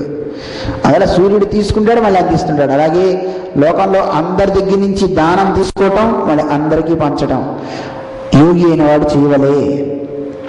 మనం స్వామి చేసేది అదే కదండి. అందరి దగ్గర అందరూ మరి స్వామీజీ అనగానే భిక్షిస్తారు, ఆ భిక్షను మళ్ళీ లోకానికి పంచుతున్నారు. బ్లైండ్ కాలేజీ కావచ్చు, నేత్ర కాలేజీ కావచ్చు, మన అడవుల్లో ఉన్నటువంటి పిల్లలకి స్కూల్స్ కావచ్చు, వేదం పిల్లలకు కావచ్చు, ఇంతమంది పిల్లలకి మరి స్వామి చేయగలుగుతున్నారంటే కారణం ఇదంతా ఇచ్చేటంటే ఆ భిక్ష. అది సూర్యుడిలాగా గ్రహించాలి యోగి. గ్రహించినటువంటి ఆ భిక్షను మళ్ళీ లోకానికే అందించాలి. మన లోకానికేగా మళ్ళీ అందిస్తున్నారు స్వామివారు. అలాగా యోగి అయినటువంటి వాడు అలా ఉండాలి, సూర్యుడిలాగా. ఓ పావురంలా ఉండాలి. అంటే ఇక పావురంలా ఉండకూడదు, పావురం నుంచి నేర్చుకున్నట్టండి. ఇందాక చెప్పాం కదా పావురం కదా, మోహాన్ని పెంచుకుని ఎలా అయితే గనక మగ పావురం వెళ్ళి వలలో చిక్కుకొని నశించిందో అలా మనిషి గనక మోహాన్ని అందరి మీద పెంచుకుంటే వీడు కూడా అలా పతనమవ్వాల్సి వస్తుంది. కనుక ఆ పావురంలా ఉండకూడదని పావురం నుంచి నేను నేర్చుకున్నాను. అంటే ఒక ప్లస్ నేర్చుకున్నాడు, ఒక మైనస్ నేర్చుకుంటున్నాడు ఈయన ప్రకృతి నుంచి. అందువల్ల నేను మోహానికి అతీతుడిని అవుతున్నాను. కొండ సిలువ దగ్గర నుంచి నేను ఒక విద్యను నేర్చుకున్నా. ఏంటి కొండ సిలువ ఆహారం కోసం అన్వేషించదటండి, తన దగ్గరికి వస్తేనే తింటుందట. తనకి రాకపోతే అది అలాగే ఉంటుంది తప్ప తను ఎప్పుడు ఆహారం కోసం అన్వేషించదు. ఆ దొరికింది చిన్నదైనా సంతృప్తి పడి చిన్నదాన్నే తింటుంది తప్ప పెద్దది రాలేదే చిన్నదాన్ని వదిలేస్తాను వదిలేచాడు. అందుకని దొరికిన దాన్ని సంతృప్తితో తింటుంది. అలాగే యోగి అయిన వాడు కూడా కొండ సిలువలా ఉండాలని నేను దాని నుంచి నేర్చుకున్నా. తన ఆహారం కోసం అన్ని చోట్లకి వెళ్ళి అంటే నాకు ఆహారం పెట్టండి నా ఎందుకు అడుక్కోవాలి?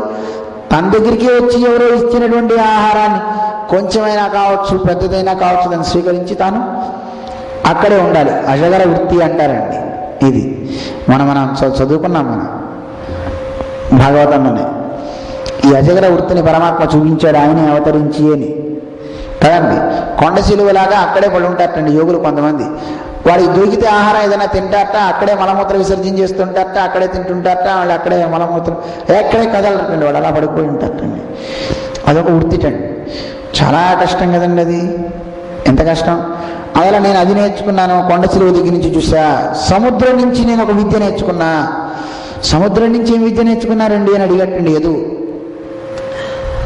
సముద్రం ఉప్పగా ఉంటుంది కదా, మీరు కూడా ఉప్పగా ఉంటారా సార్? కాదు, సముద్రంలో బోళ్ళ నదులన్నీ వచ్చి కలుస్తుంటాయి కదా, ఎన్ని నదులన్నీ వస్తాయి కదా అని ఉప్పొంగిపోదు సముద్రం కదండి. ఆ నదుల్లో ఉండే తీర్థం చల్లగా తీయగా ఉండే నీళ్లు కదండి, అవన్నీ చాలా తీపిగా ఉంటాయి నదుల్లో ప్రవహించే తీర్థం. మరి అన్ని నదులు వచ్చి సముద్రంలో కలుస్తున్నా సముద్రం తన స్వభావాన్ని మార్చుకోవట్లేదు, తన స్వరూపాన్ని విడట్లేదు కదండి. ఈ సముద్రంలో నీళ్లు రాకపోయినా నదులన్నీ వచ్చి కలవకపోయినా అది ఉప్పగానే ఉంటుంది. కలిసినా తీయదనం లేదు, తీయదనం ఉంటుంది నది సముద్రానికి, ఉప్పగానే ఉంటుంది. పైగా వచ్చిన నదులన్నిటినీ సముద్రం తన రూపానికి తెచ్చేసుకుంటుంది కదండి. నదుల్లో మనం గుర్తించగలం. సముద్రంలో ప్రవేశించిన తర్వాత ఇదిగోండి ఈ పార్ట్ అంతా కృష్ణానది, ఈ పార్ట్ అంతా గోదావరి, అదేమో కావేరి అని చెప్తారు ఎవరైనా? ఎవడని చెప్పలేమండి. సముద్రంలోకి వెళ్ళిందంటే దాని రూపానికి వచ్చేయాల్సిందే. ఆ నీళ్ళు ఎక్కడ తాగినా కృష్ణానది నీళ్ళు నేను బాగా తాగానండి చూపిస్తాను, సముద్రంలోకి వెళ్ళి తాగితే ఉప్పగానే ఉంటాయండి. సముద్రంలోకి వెళ్ళడానికి కాదు, కొంచెం ఒక 10 కిలోమీటర్ల యువతల నుంచే నీళ్ళన్నీ ఉప్పగా అయిపోతాయండి. అంటే తనలోకి వస్తుంటే అందరిని అలా మార్చేస్తుంటండి. అలాగే సాధకుడు జీవుడు కూడా వీడు చేసే సాధన అయిన తర్వాత వీడు పరమాత్మలో కలుస్తాడండి. కలిసినప్పుడు పరమాత్మ సారూప్యాన్ని పొందుతాడండి. అంటే ఆ పరమాత్మ లాంటి రూపం వీడికి వచ్చేస్తుంటే అక్కడికి వెళ్ళాక, వైకుంఠానికి వెళ్ళాక. శంకర భగవత్పాదులు వారు చెప్తుంటారు మనకి ఒక అందమైన శ్లోకం. వాళ్ళ శిష్యులతో అలా వెళ్తున్నట్ట, వెళ్తుంటే ఒక జ్యోతి అలా వెళ్ళిందట, పైకి వెళ్తుందట, ఒక కాంతి దీపం. అందరు అడిగారట, గురువుగారు ఏంటిది ఆ జ్యోతి అని అడిగారట. అది ఇదం హిరంగం, అది శ్రీరంగం రా అన్నట్ట. శ్రీరంగం అయితే ఏంటి గురువుగారు అంటే, అక్కడ శరీరాన్ని వదిలిపెట్టేవాడో జీవుడు వెళ్తున్నాడు. వెళ్తే ఏమవుతుంది గురువుగారు అంటే, త్యజతామిహ అంగం పునర్నచాంగం, అది మళ్ళీ తిరిగి రాదు. శ్రీరంగంలో శరీరాన్ని వదిలిపెట్టినవాడు మళ్ళీ భూమి మీదకి రాకండి. ఎక్కడికి పోతారు గురువుగారు? పాణౌ రథాంగం శయనే భుజంగం యానే విహంగం చరణే భుగాంగం. ఆయన చెప్తారట, ఆయన ఎక్కడికి పోతారని అడుగుతామేంటయా? వీడు వెళ్ళే లోకం చాలా ఉత్తమమైనటువంటి లోకం. వీడు అక్కడికి వెళ్ళిన తర్వాత వీడు పడుకోవడానికి ఒక ఆదిశేషుడిని ఇస్తారండి. శయనే భుజంగం, పడుకోవడానికి ఒక ఆదిశేషుడు ఆయనకు ఉంటుంది, ఈయనకి ఉంటుంది. యానే విహంగం, ఎక్కడికైనా తిరగాలంటే మనకి వెహికల్ కావాలి కదండి, గరుత్మంతుడిని ఇస్తారట. అంటే 7 మంది పక్షులు అక్కడ గరుత్మంతులు ఉంటారటండి, ఒక గరుత్మంతుడు వచ్చిస్తారటండి. యానే విహంగం చరణేం భుగాంగం, పాదాల నుంచి గంగ ప్రవహిస్తుంది వీడికి కూడా. ఒక్క 2 పట్టండి. ఏమిటో తెలిసిన? జగత్ వ్యాపార వర్జ్యం, లోకాన్ని మొత్తాన్ని సృజించే అధికారం ఇవ్వటండి. లక్ష్మీ విశిష్టత్వం, వక్షస్థలంలో లక్ష్మీదేవిని ఇవ్వటండి ఎవడికి. మిగతా అన్నిటినీ అందరికి ఇస్తట్టు. కానీ అంటే అవసరమైతే అందరు ఏ రూపానైనా అక్కడ స్వేన రూపేణ అభినిష్పద్యతే అని మనకి అక్కడ చెప్తారు. అక్కడికి వెళ్తే ఎవడు ఏ రూపాన్ని కావాలంటే ఆ రూపాన్ని పొందగలిగే శక్తి అక్కడ ఉంటుందండి. సంకల్పాదేవ పితర సముత్తిష్టన్, వైకుంఠానికి వెళ్ళిన వాడు సంకల్పించుకుంటే వాడి జన్మల్లో ఎంతమంది పితృదేవతలు ఉన్నారో వాళ్ళంతా అక్కడికి రావాలనుకుంటే అందరూ వచ్చేస్తారటండి. ఏ లోకాల్లో ఉన్న వాళ్ళైనా వైకుంఠంలో వచ్చి వాళ్ళంతా కనబడతారటండి. అదే కాదు, వాడికి ఇంకా ఎంత శక్తి ఉంటుందంటే వాడు కామరూపి అభిసంచరన్, కామరూపంతో అన్ని చోట్లకి వెళ్ళగలిగే శక్తి ఉంటుందండి. అయితే భగవంతుని యొక్క సంకల్పాయుక్తమైన సంకల్పం తప్ప వీడు సొంతంగా సంకల్పించడండి. భగవంతుడు కనుక వీడిలో బుద్ధి పుట్టించి ఇచ్చేయి అని అంటే చేస్తాడు తప్ప, లేకపోతే వీడు పరమాత్మను చూడడం తప్ప ఇంకో బుద్ధి రాదుటండి అక్కడ వైకుంఠంలో.